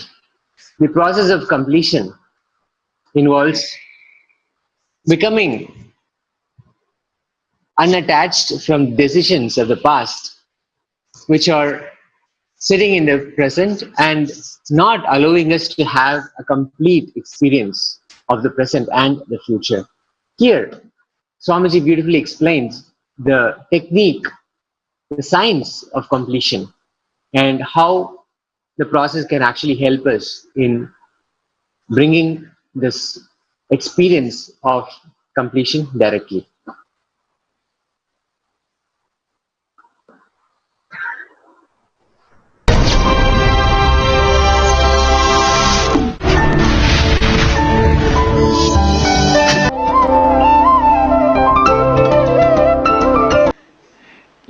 Listen carefully. Whenever an incident happening in your life, the time and space are flowing on one another. Your inner space is the space and time is just moving. But in your inner space, if there are some traffic jam, like obstacle in the path, like what you expected from time, your life, what you want if it is not happening, what you don't want if it is happening, that projects out. And if I have to give you a precise example, a stone or a nail sticking out in the road. If there is a stone or the nail sticking out in the road, and your car goes on that, what happens? Tire gets punctured. Same way, what you want, the greed, what you don't want, that fear, if you carry that two in your inner space and approach the time, your life, the time gets punctured here and there. Those moments becomes karma, that gets caught in your inner space. That is what is incompletion. Now, going back to that same time and same space, when you are reliving, they actually don't mind anymore, don't matter anymore in your life now. See, the tire which got punctured, at that time it delayed you going to the office. At that time it was a headache in your life. Now it is no more a pain. No, it doesn't matter anymore. So when you relive them, that same time will be relived with the space where there is no nail or a stone sticking out in the, like a fear and greed. A smooth flow of time and space is ensured.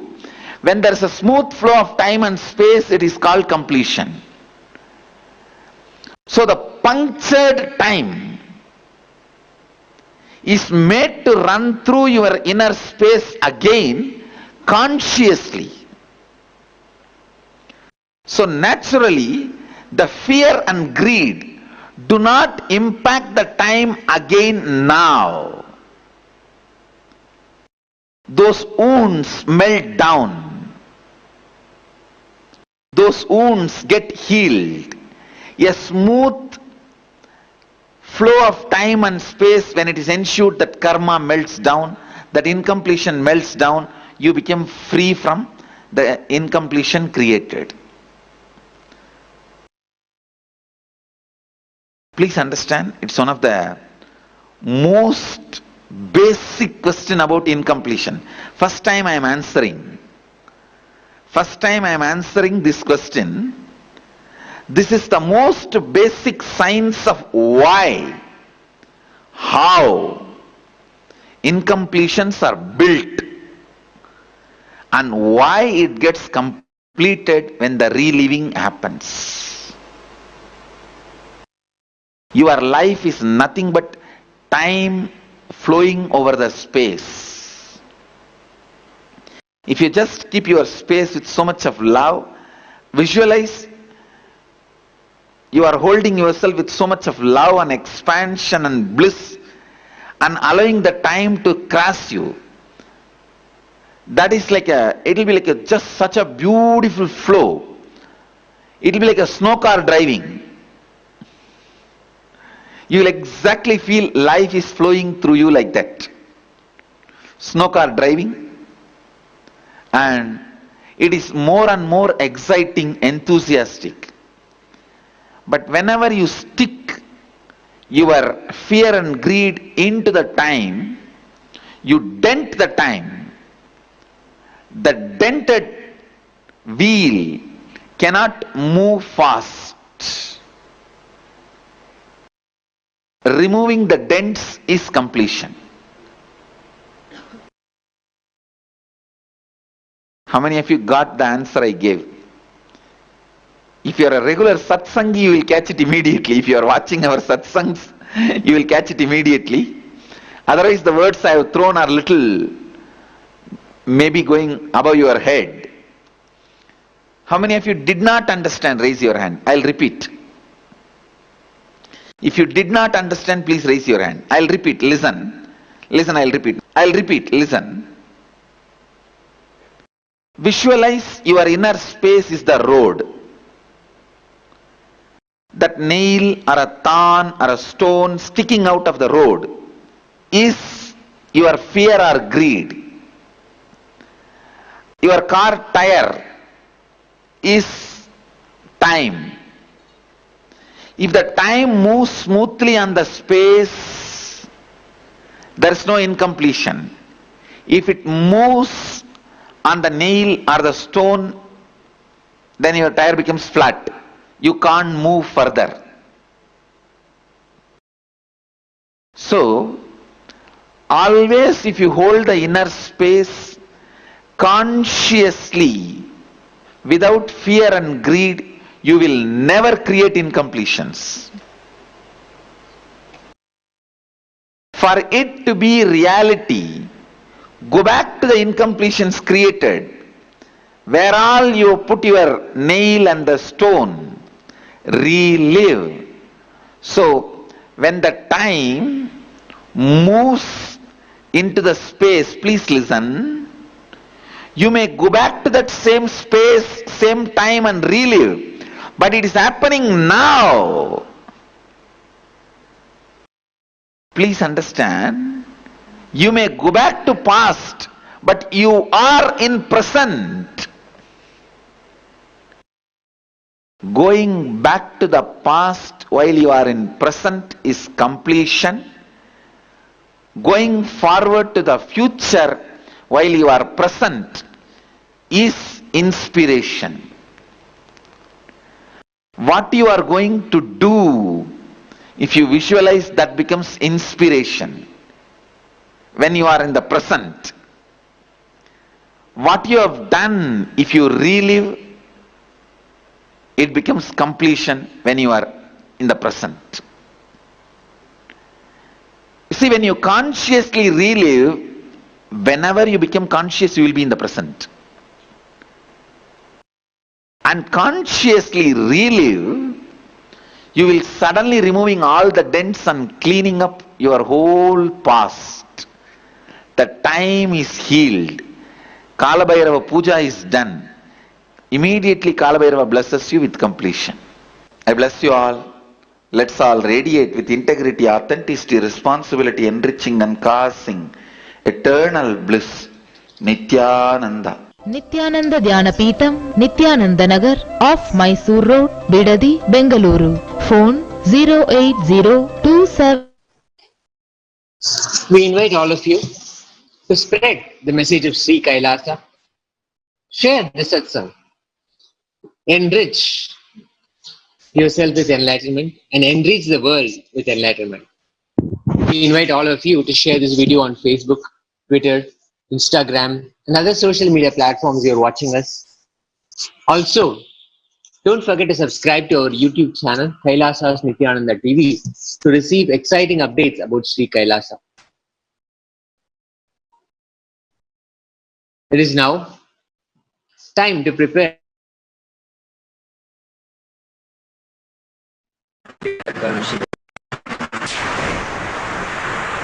Let us make a conscious decision to be in the space of listening, deep listening, with a simple integrity with Swamiji, that we are here open and available to receive the revelations of Paramashivoham. For Shakti Pada to happen. Let us chant the Mahavakya initiated by Swamiji. Om Nithyananda Paramashivoham. Paramashivoham. Om Nithyananda Paramashivoham. Om Nithyananda Paramashivoham. Om Nithyananda Paramashivoham. Nithyananda Paramashivoham. Om Nithyananda Paramashivoham.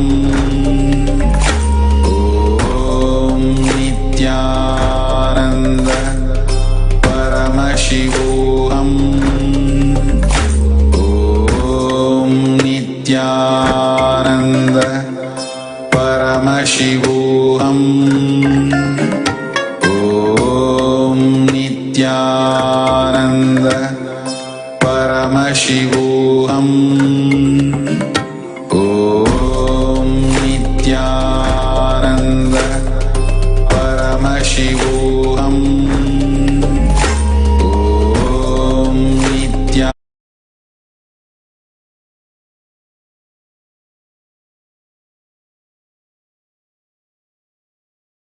Madhyamam Asmadacharya Paryantam Vande Guru Paramparam.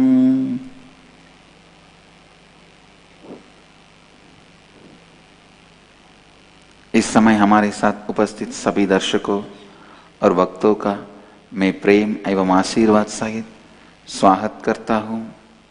I welcome every one of you with my love and blessings. Today I will expand on Nirahara Samyama.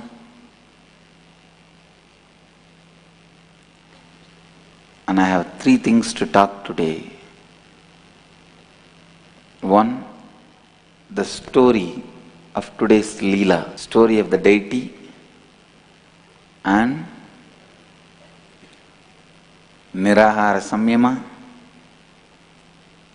and today's subject for Nithya Satsang, stability.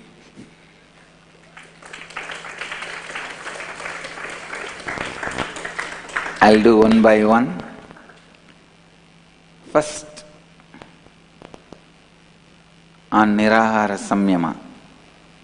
Listen.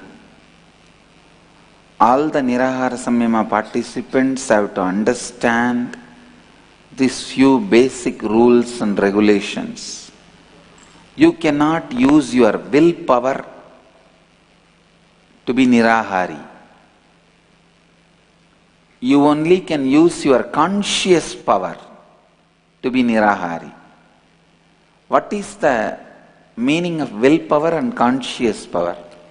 With willpower, there will always be struggle. With conscious power, there will never be any struggle. Understand? If you use willpower and fast, it will be just a fasting. You may just lose weight, nothing more than that. In the dream, you will feel like you are feasting. In the dream, you will have dreams that you are feasting, eating all items. You can have tea, coffee, no problem. Anything liquid you can have. Only in the first level, I wanted to remove solid from your pattern.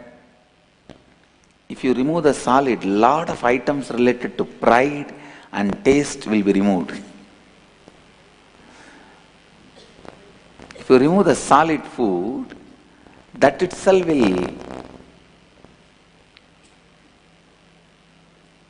help you to clear many of the patterns.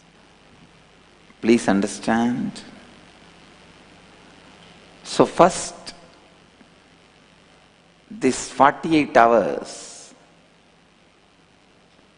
remove solid food from your life, that is enough.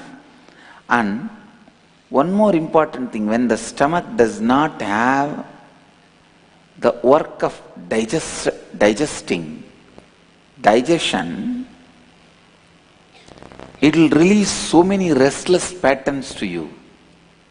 That is why first working on removing the solid food from your system. Yesterday, today and till tomorrow morning, no solid food. You can have any amount of liquids like juice, coffee, tea, buttermilk, but not alcohol. You can't justify that is also liquid. No. So, whole day continuously do completion. Every irritation, agitation you feel, powerlessness you feel, do completion. Every moment you feel powerless. Please understand. When you start the Nirahara Samyama, you will not feel tiredness first, you will feel powerlessness first. Because it is more psychological. It is not physical, it is more psychological. You will only feel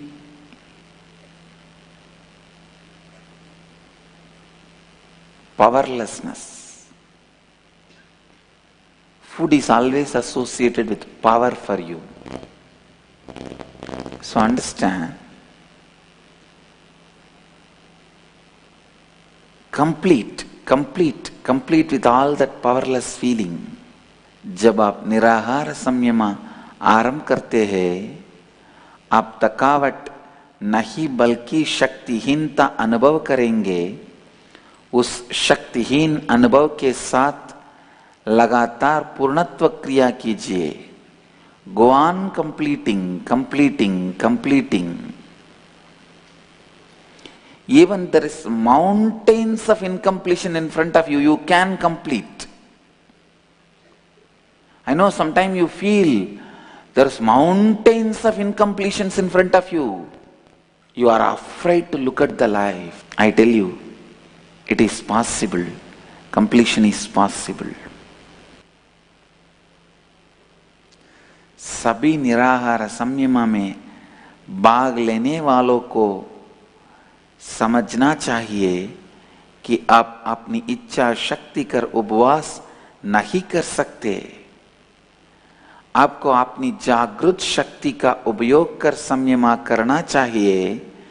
जब आपके पेट को कुछ पचाने के लिए नहीं है, बल्कि बहुत सारे बेचैन मूल विचारधाराओं का प्रदर्शन होगा. Understand? The junior civilizations, Egyptian, Greek, latest civilizations, European civilizations, modern civilizations, the Western civilizations, these civilizations are filled with food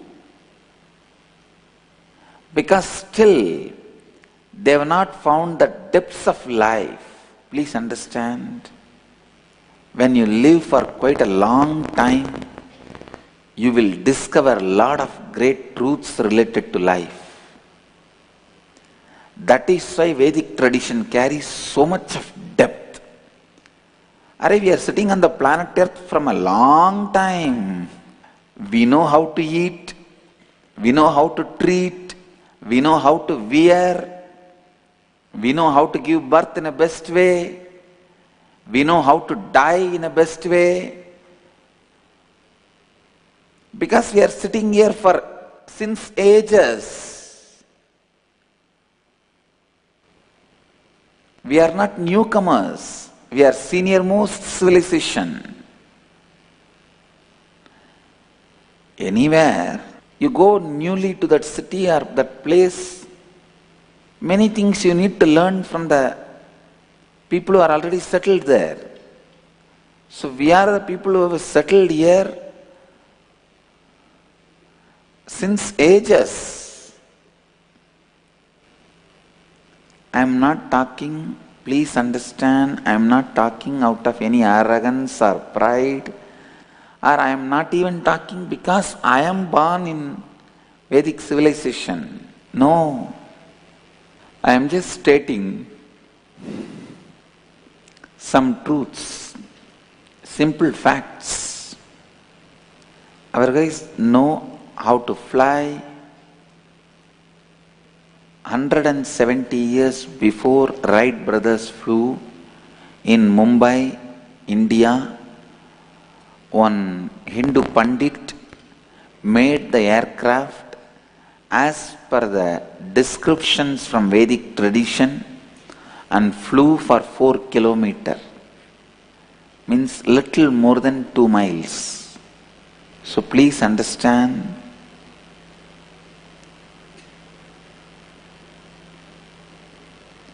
but unfortunately we are not propagandists. That is where the problem is. We go on doing research and development. This Nirahara Samyama is an age-old method of bringing health to your body. During the Nirahara Samyama, drink water the moment you wake up and brush the teeth. Drink water before you go to bed. Continuously, once in 1 hour, half an hour, sip a glass of water. You may feel, oh, continuously I have to rush to restroom. That is okay. That is okay. All your organs will be awakened, fresh, cleansed. In Hindu tradition, we call it vrata. Almost in all families, at least one person will be this vrata obsessed person. Monday for Shiva, Tuesday for Muruga, Wednesday for ourselves. If you don't find any God, come on, let us do it for ourselves. And Thursday for Guru, Friday for Devi, Saturday for Sani Graha, and again Sunday for Surya.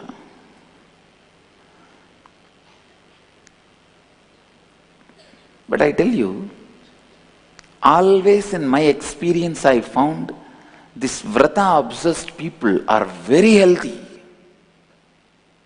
Really. My grandmother, I've seen many people in my life who are this vrata obsessed.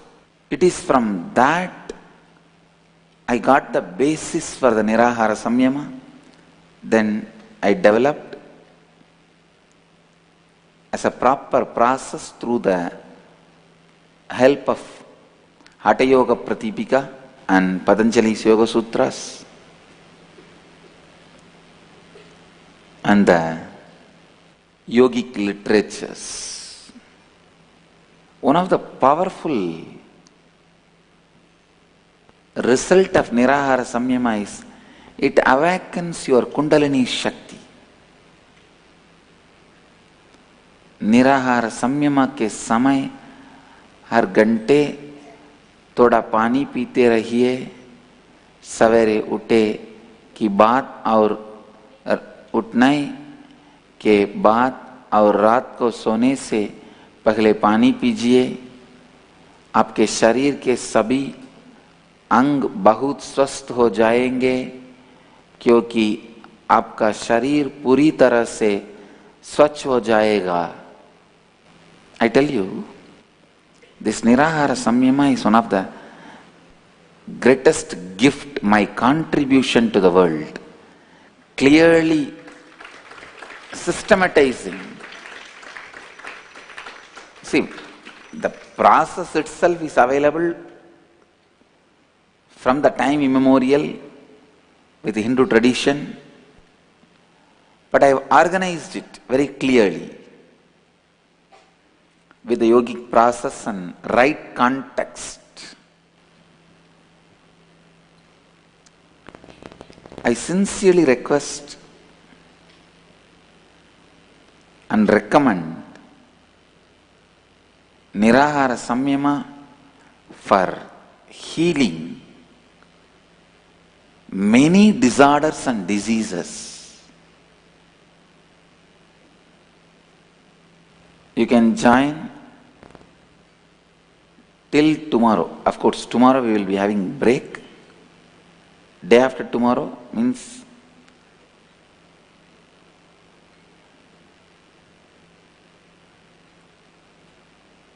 Thursday morning we will start the second level. You can even join second level directly.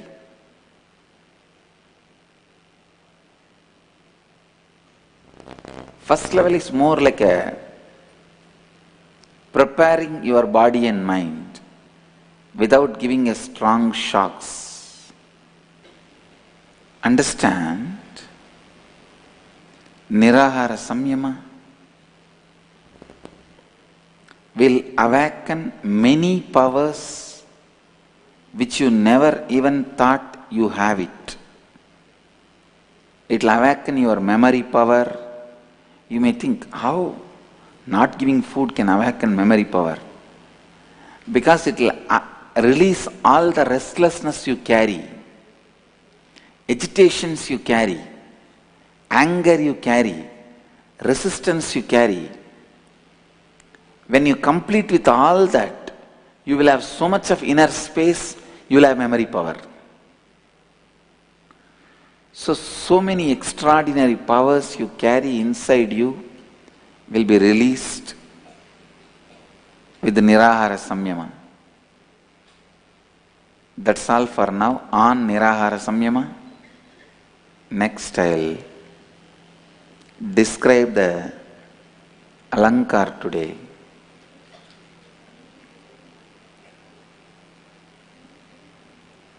Shiva is gracing us with the posture of blessing one of his devotee with the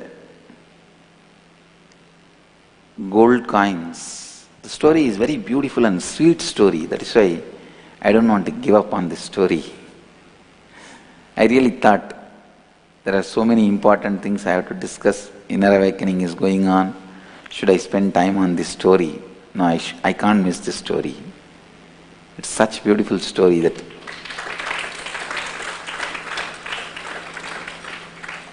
Shiva coming down and initiating, giving enlightenment to a black sparrow is also not a big thing. See, the receiver may be a small guy, but the item given and the giver is great, big guy. You understand? See, I come down and give enlightenment to people is not a big thing.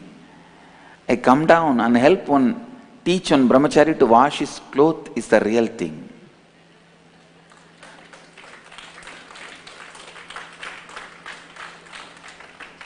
Or help a brahmachari to wear the dress properly is the real thing. He can come down to give big things to small people and small things to small people.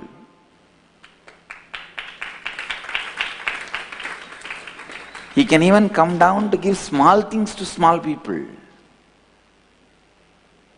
An ordinary priest,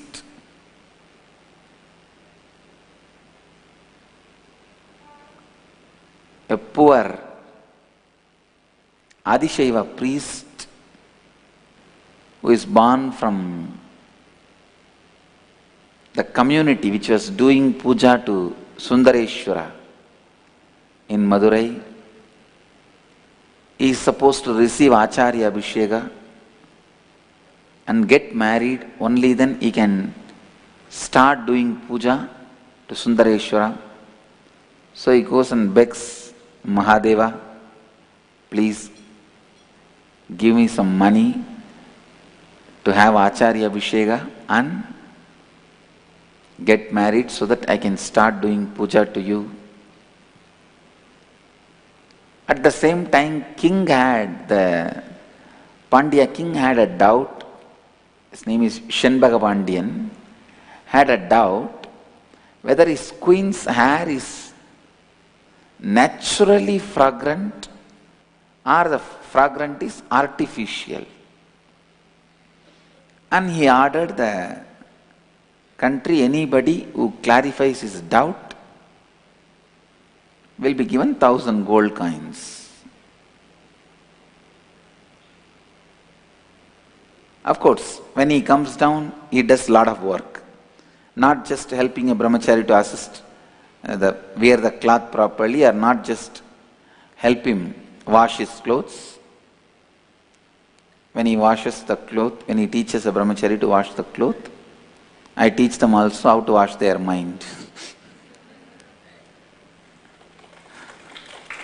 So, Mahadeva comes down. Whenever I describe his leelas, actually I describe his leelas just for my own enjoyment, not for anything else.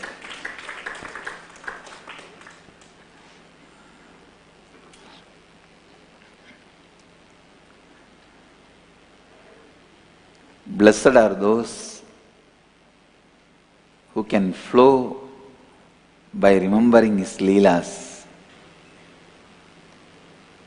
So Mahadeva comes down and in the form of poet and tells that priest, don't worry, you are praying for money. I'll give you a song which clarifies the doubt of the king whether his wife's hair is naturally fragrant or artificial fragrance. You go and give this poet this song, poem to king and take that 1,000 gold coins, you have money. And that priest, he was little afraid. Who will accept me as a poet if I take your verses, your poetries? Even now nobody respects me.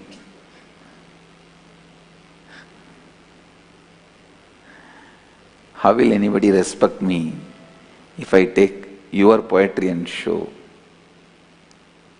Mahadeva, who came in the form of a poet, says, no, don't worry, you go take it and give it to the king, you will get money. The poetry means that women have a natural fragrance. That's the meaning of the poetry.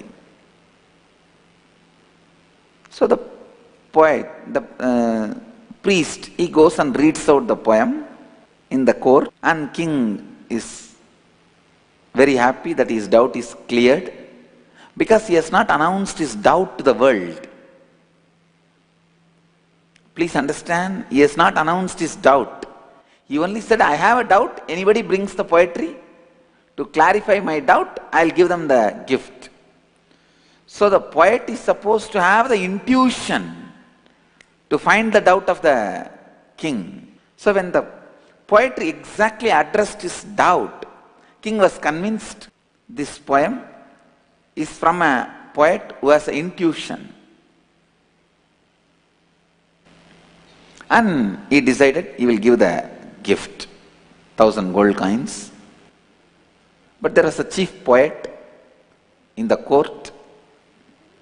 That guy jumps in and says, no, no, no, you cannot give money for this poem because what is expressed in this poem is not truth. Women does not have natural fragrance for their hair. Now it's a big problem.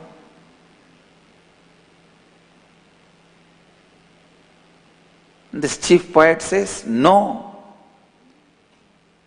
fragrance is only artificial because of flower, scent, scented oil, not natural.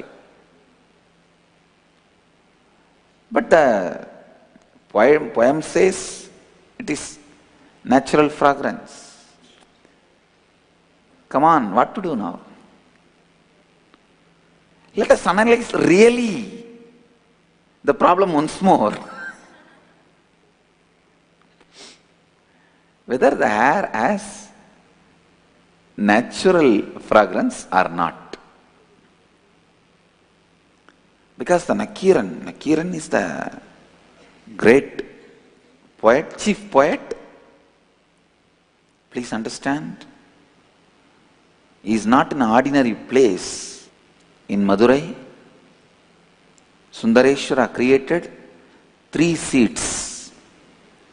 One, the kingdom and management of the language, and Sarvanyapita, the spiritual seat.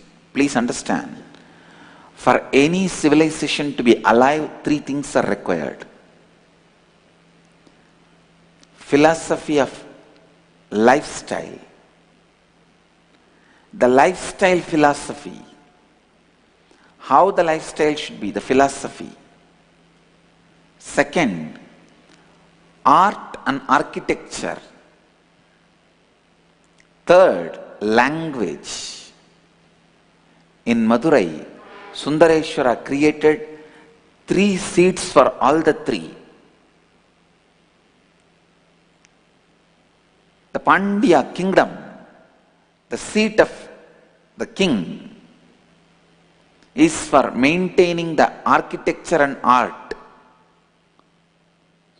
The Tamil Sangam, the Sangha for the language, the seat for the language, he himself established.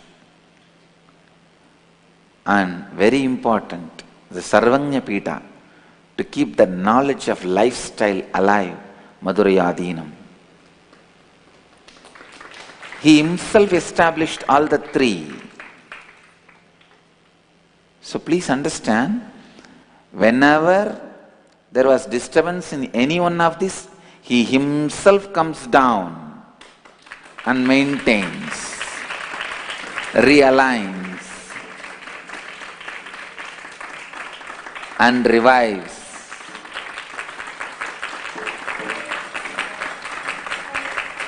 So now a great poet, and he is not just poet, he is a poet of the highest order, highly integrated, a personality like a Kiran.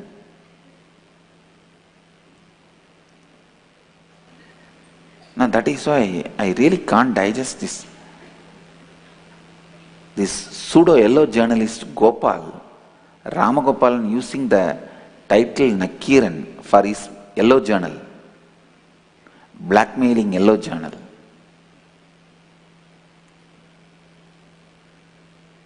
Nakiran Gopal has no right to use the word Nakiran for his magazine. Maybe he can use the word Naki. Anyhow, a poet like a Nakiran cannot tell a lie. Why should he? Abject. If the poetry is truth, Nakiran says, no, woman does not have natural fragrance for the hair. But who sent the poet? Who sent the poem? Mahadeva himself.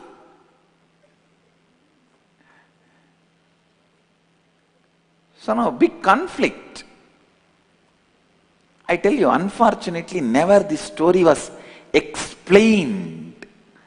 It's almost like the end of the story is Mahadeva is powerful, so he bulldozed. He burnt Nakiran. So the logical conclusion was never arrived. Whether the women's hair has natural fragrance or not. The truth is never explained. Now I'll explain.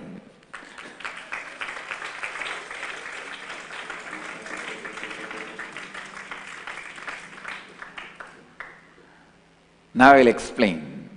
Now this truth was never finally revealed. End of the story also, Mahadeva comes and uses his third eye power, bulldozes Nakiran and he is burnt.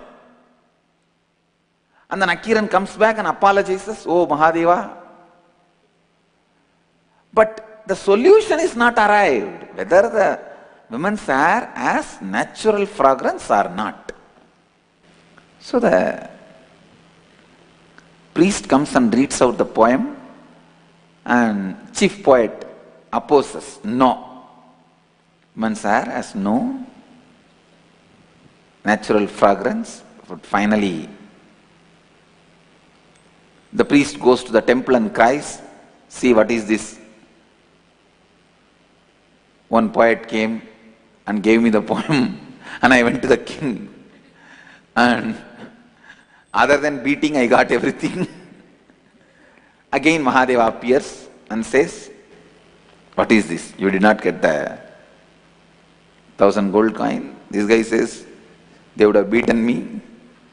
And the chief poet said, your song is useless and there is a mistake in your song. And Mahadeva himself comes to the court in the form of a poet directly to argue with the Nakira, chief poet. Of course, the chief poet faces Mahadeva, says, women's hair has no natural fragrance.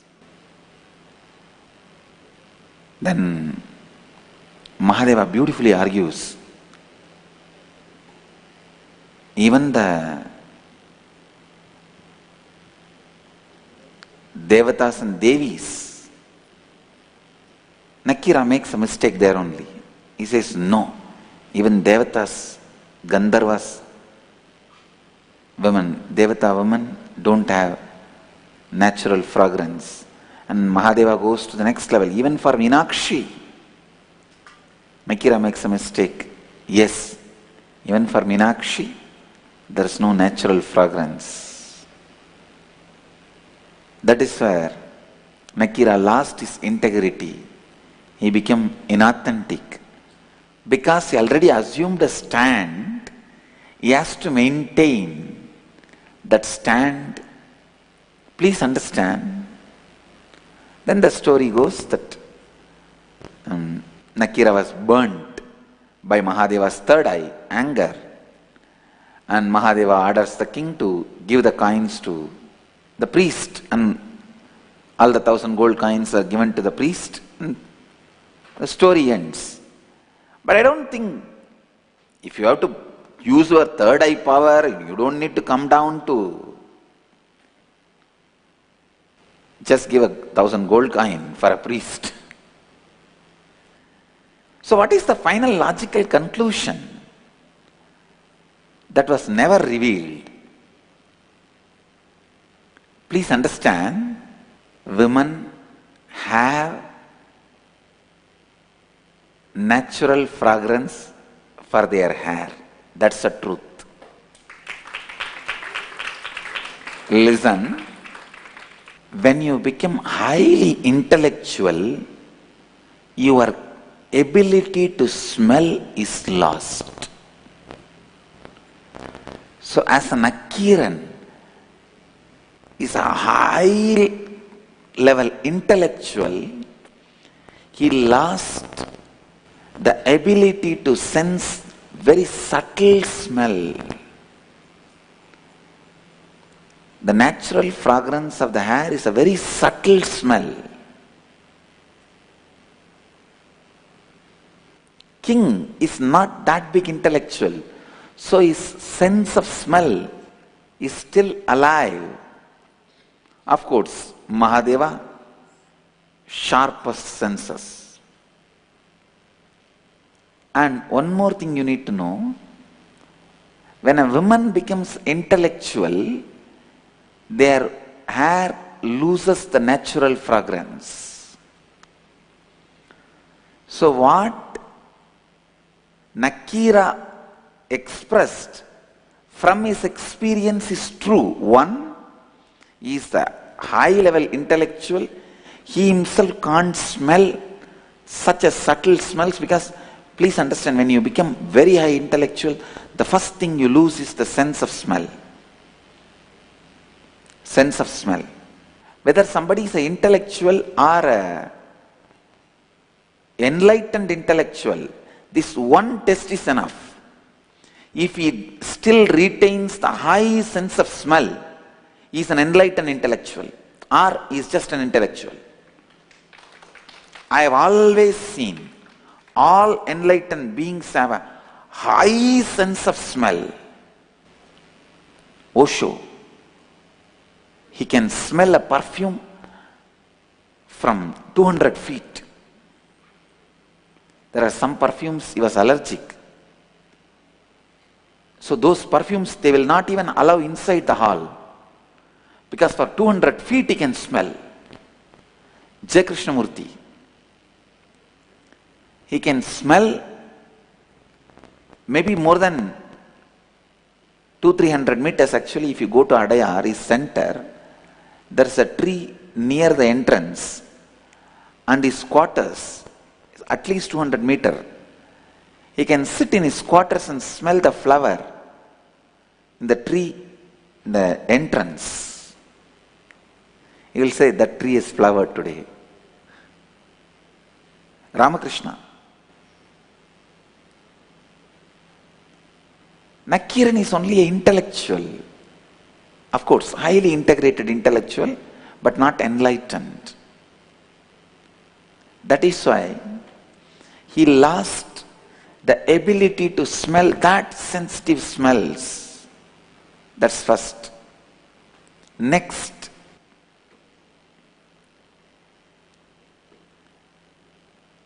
the women whom he has seen in his life, that close, are all intellectual poet women who lost their natural hair smell.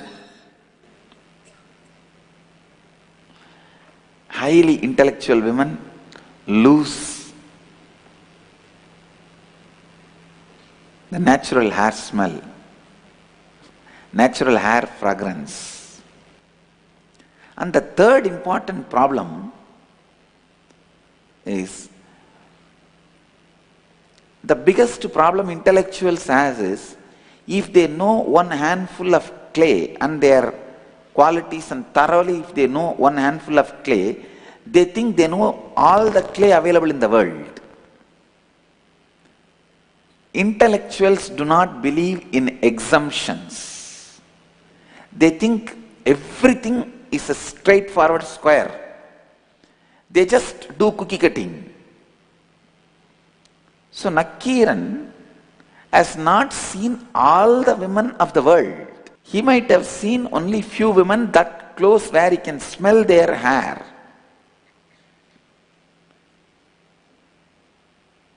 So unfortunately he has come closer to only intellectual women, the pandits, poets,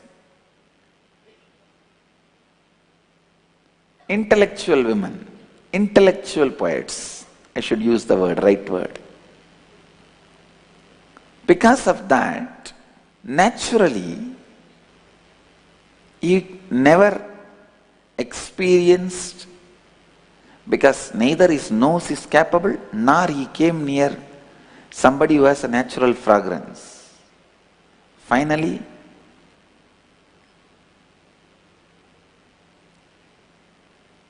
above all, when the argument came, he should have stopped with human beings, human female.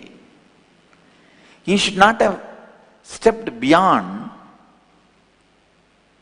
See, that is the biggest problem with intellectuals. If they establish one idea, after that, just to hold on to that idea, they are ready to lose even their integrity and authenticity.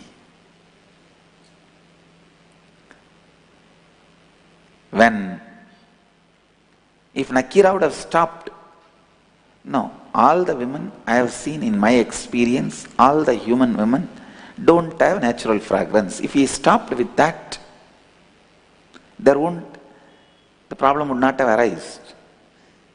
He would not have been burnt by Mahadeva. The intellectuals usually get stuck with that I am the right root pattern. I am right with that root pattern. And then they completely compromise with integrity and authenticity.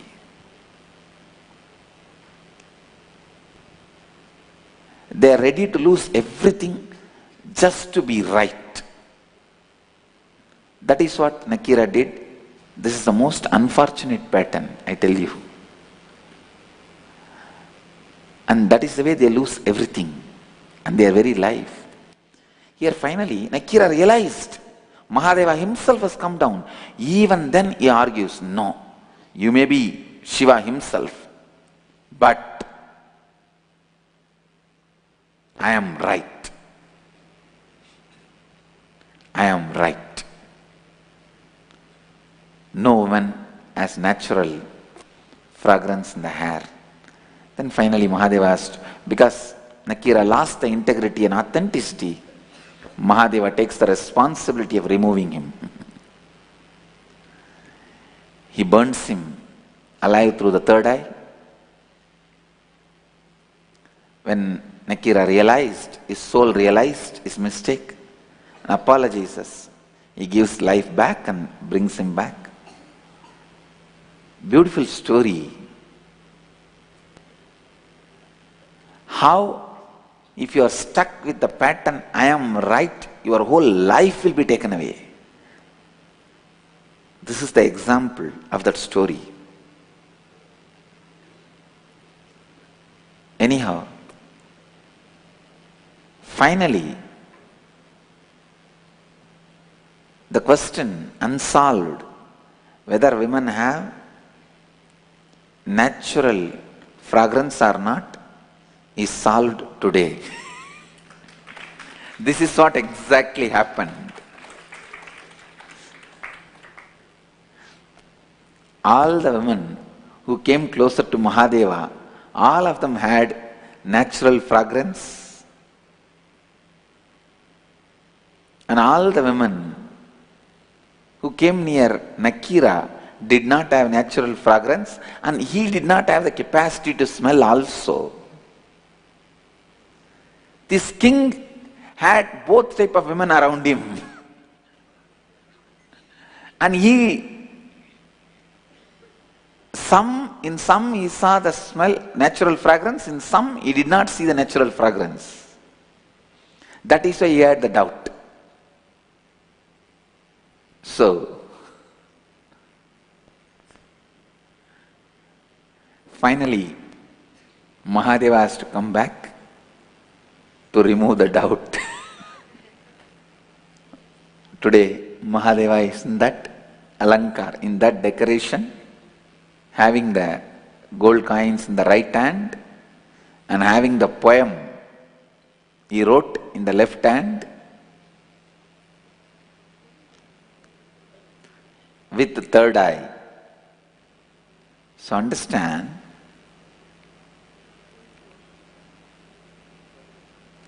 this pattern, I am right, is one of the worst pattern which will completely destroy even your life. Even your life can be destroyed. With this, I'll move to the next segment of the morning satsang, Nirahara Samyama. So please sit straight, close your eyes, visualize you have become Bidadi Kalpavriksha. Talk on stability I will do maybe tomorrow. Visualize you have become Bidadi Kalpavriksha. Cognize you have become Bidadi Kalpavriksha. And inhale through both the nostrils and mouth. Hold as long as you can by closing the nostrils and the mouth, and exhale as slowly as you can through the nostrils, not through the mouth. Please do this Nirahara Samyama Kriya, first level, for 21 minutes. अब हम नित्य सत्संग के अगले भाग निराहार संयम में प्रवेश करेंगे। सीधा बैठ जाइए और चेतना स्थिति के साथ कल्पना कीजिए कि आप बिडदी वटवृक्ष बन गए, नित्यानंद नगर वटवृक्ष बन गए है, और आपने दोनों नासिकाओं और मुंह के द्वारा सांस अंदर लीजिए। जितना देर सांस को रोक सकते हैं उतना देर रोक कर रखिए। जब आप सांस और नहीं रोक पाएंगे, मुंह बंद रखे सांस को अपनी दोनों नासिकाओं द्वारा छोड़ दीजिए।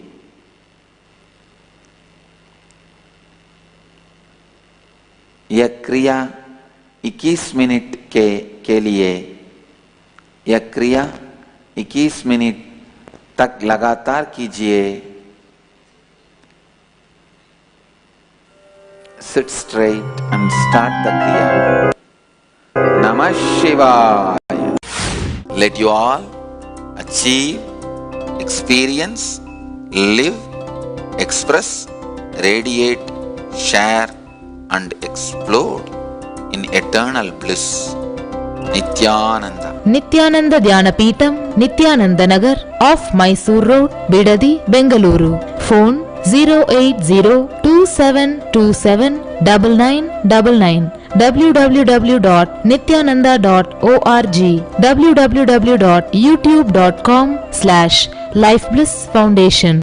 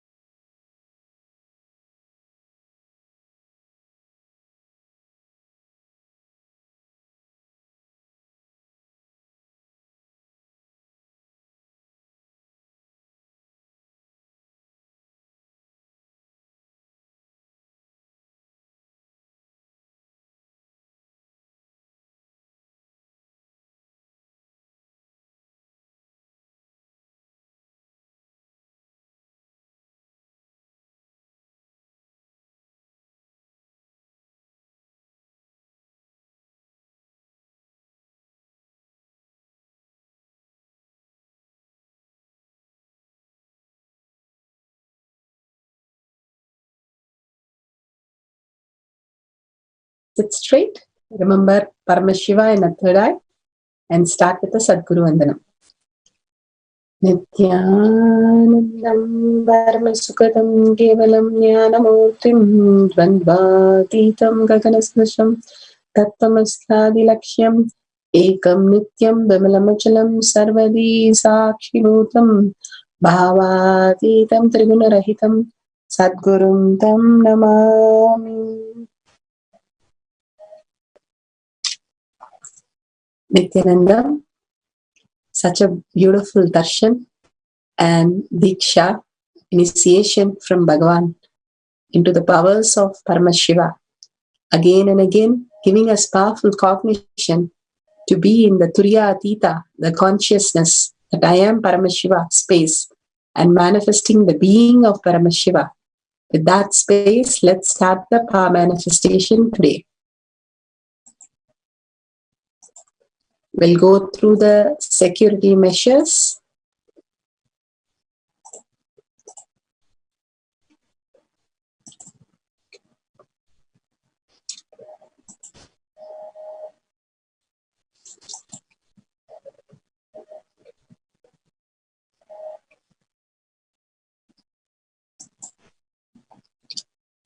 What is power manifestation?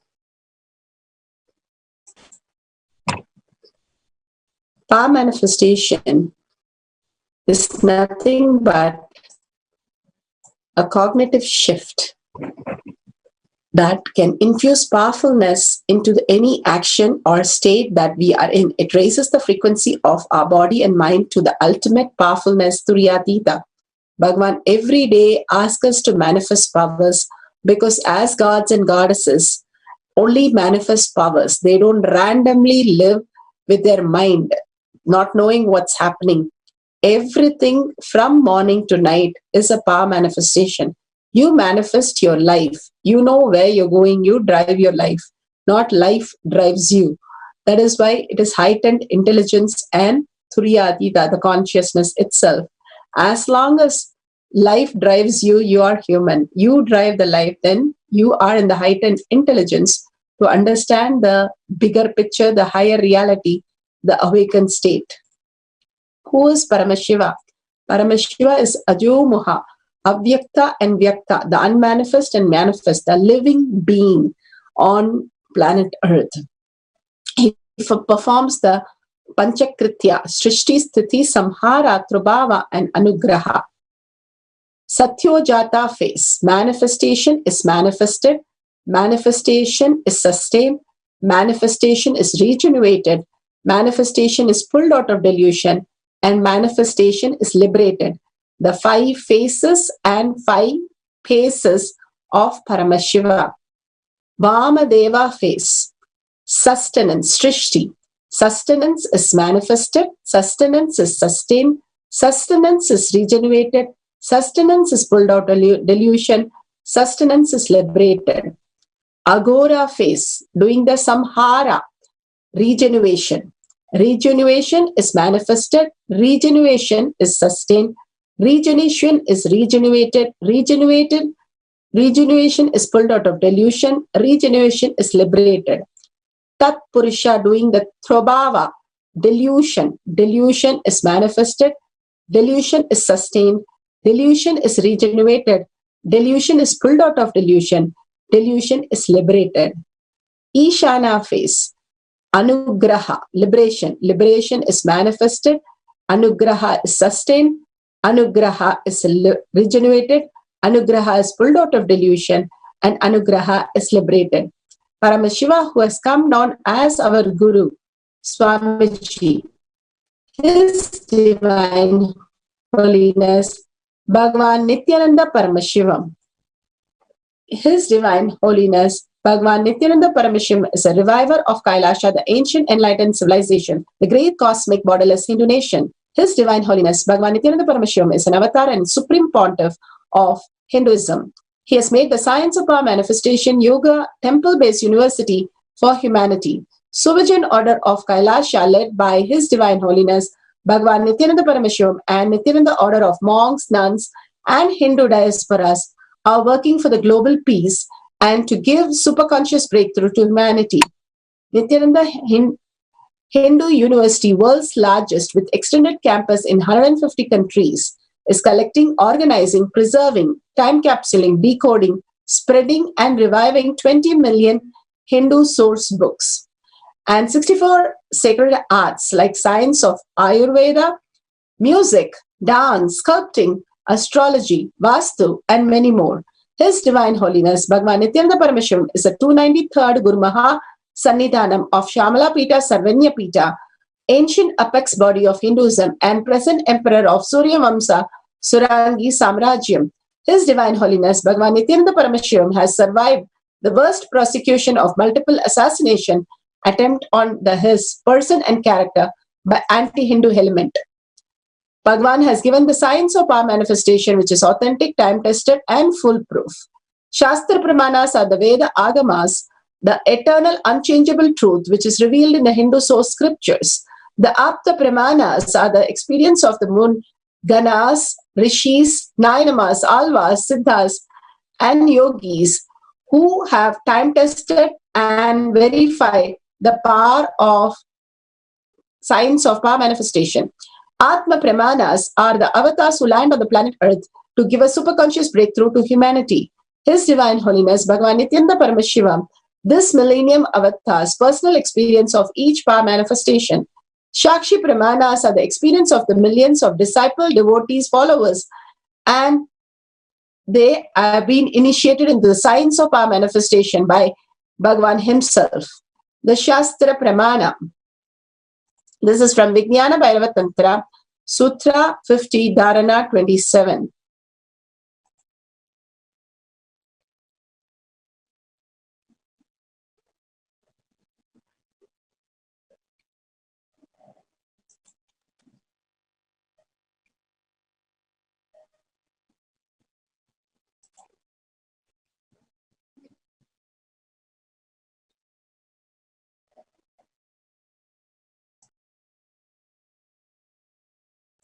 Just a minute for there's a technical glitch.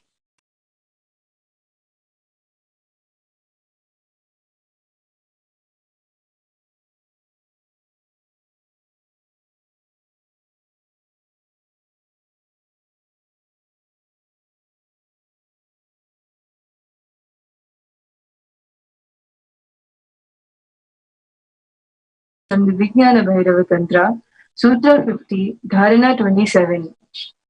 Sarvatah swasharirasya dvadashante manolayat dridha buddhe dridhi bhutam tatvalaksham pravartate sarvatah swasharirasya dvadashante manolayat dridha buddhe dridhi bhutam tatvalaksham pravartate. Such a beautiful verse. Bhagavan has given us the translation from all sides.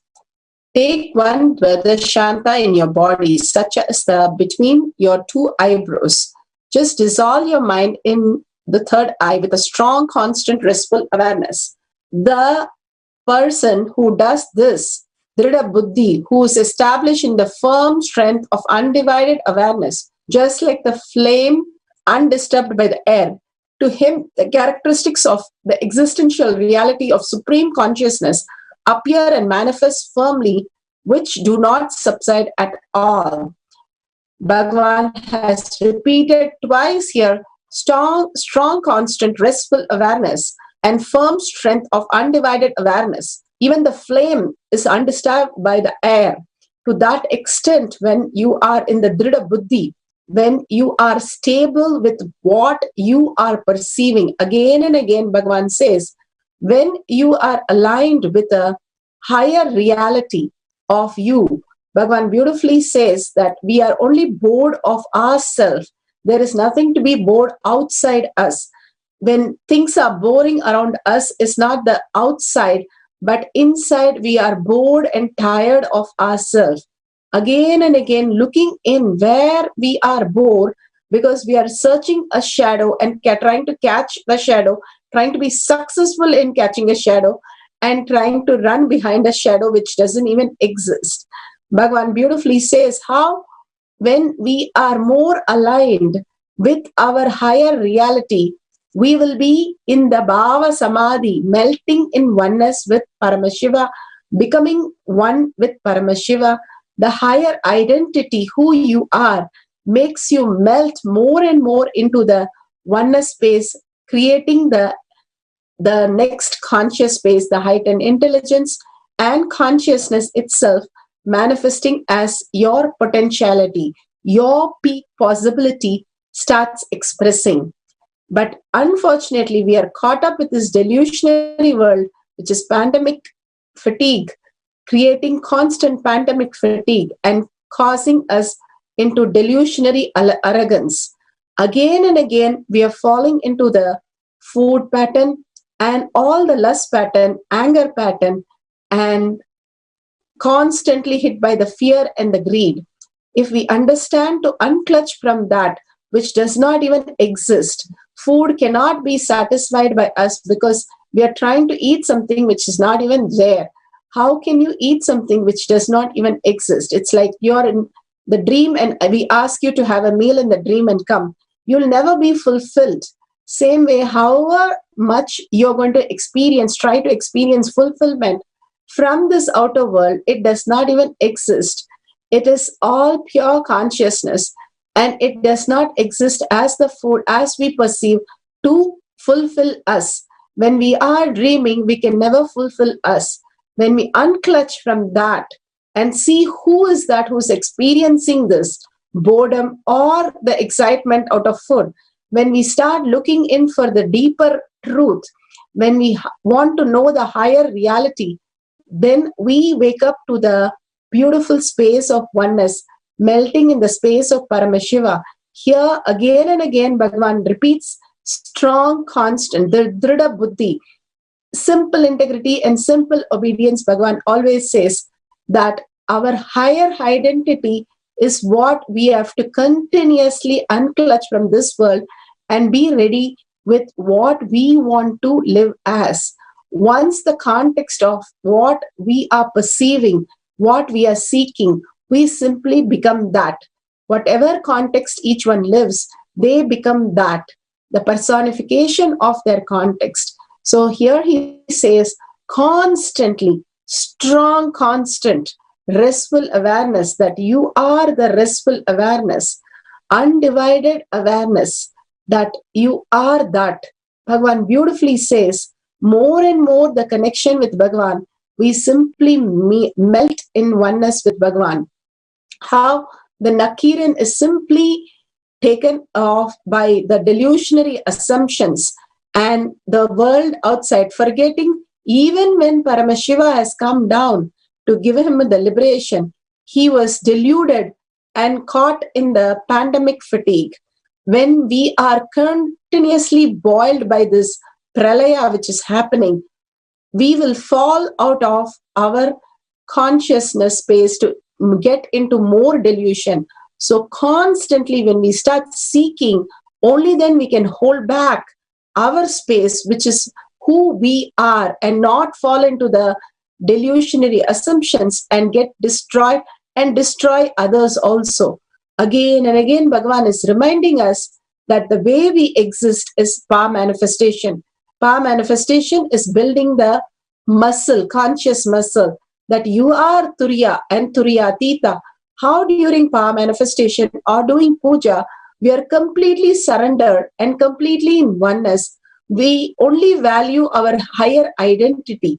Living that as our lifestyle, we become that and continuously manifesting our life, not randomly running our life, and the life hits us so deeply and wakes us up. Instead of that, we seek for the higher reality. We become the consciousness. We experience the consciousness. We are the consciousness. We realize the consciousness. Having the Drida Buddhi, we simply make this as our possibility. Simply the power manifestation happens when the cognition shift happens. So beautifully Bhagavan has given us this third eye, Shastra Pramana, Apta Pramana. Sanjaya was blessed for 19 days to reveal the whole Mahabharata wall to Dhritarashtra. So he started revealing all the details, and to the great surprise, the whole Bhagavad Gita, which was downloaded by Bhagavan Krishna, was also heard and seen by Sanjaya and narrated to Dhritarashtra. Such a beautiful space. It's in the Mahabharata. Bhishma Parva 6, section 15. The Atma Pramana. Atma Pramana, Bhagavan here has said third eye is real. When he finished one of the homas, Chandi homas, when they took a picture, people were able to see a huge light on his forehead. And he has initiated the Balasans, and one of the Balasans, Skandamata, also has her third eye lit, and it was taken a picture near the Tiruvannamalai temple, and so beautifully it appears as a Trinek Tilak. Here, millions of devotees, disciples, followers who are initiated were able to see exactly the card which was presented to her and draw the pictures through her third eye after her eyes were completely closed. We have one more devotee here who is experiencing the beautiful space, and she said, beyond from the source is you. So beautifully is in the Living Enlightened book, she was able to see the details and simply read the whole line. So let's start the round one. Take a paper, pen, opaque cloth or eyeband which is dark in color. Get ready with your phone and make sure you click on the timestamp when you record anything, so that these consciousness is recorded and experienced as the ultimate and is useful for sharing later on. So let's tight enters your eyes. Ask your partner to project the paper or book. If you do not have partner, you can take some magazine and keep it close. Keep a pencil and paper close to you so that whatever appears in your third eye, you can continuously draw. First, you can start with shapes, colors, pictures. Any of this, simply go to any page, open it and see through third eye. Whatever appears, start writing it down or drawing it. So let's sit straight with the head, neck and spine in a straight line. Remember Paramashiva in your third eye. Absolute unclutching and complete completion to experience the state and space of Paramashiva. Completely unclutch from this world so that you understand the reality, who you are. Bhagavan beautifully says, we are all the sons. We can experience the ultimate only when we declare that first, that I am Power Manifester, I am a Paramashiva, and complete oneness with Paramashiva. Remember the darshans that Bhagavan has given you and the moments that you shared with Bhagavan. And Tyaga, that Bhagavan is your only strength, Paramashiva is your only strength. Complete integrity, that your higher level is what you're seeking, and completely in gratitude for Bhagavan to manifest through you. In the deep listening, vibrate with the intense chanting of the Mahavakya, Om Nithyananda Paramashivoham. We'll play a oneness capsule for 10 minutes and we'll have the Mahavakya. Also, you can start the power manifestation, tie your eyes, keep your magazines or your partner and ask them to project it, and you can write down the detail. Make sure you're recording clearly the video so that you can share with the world these extraordinary happenings in your life. So let's start chanting the Mahavakya. Om Nithyananda Paramashivoham.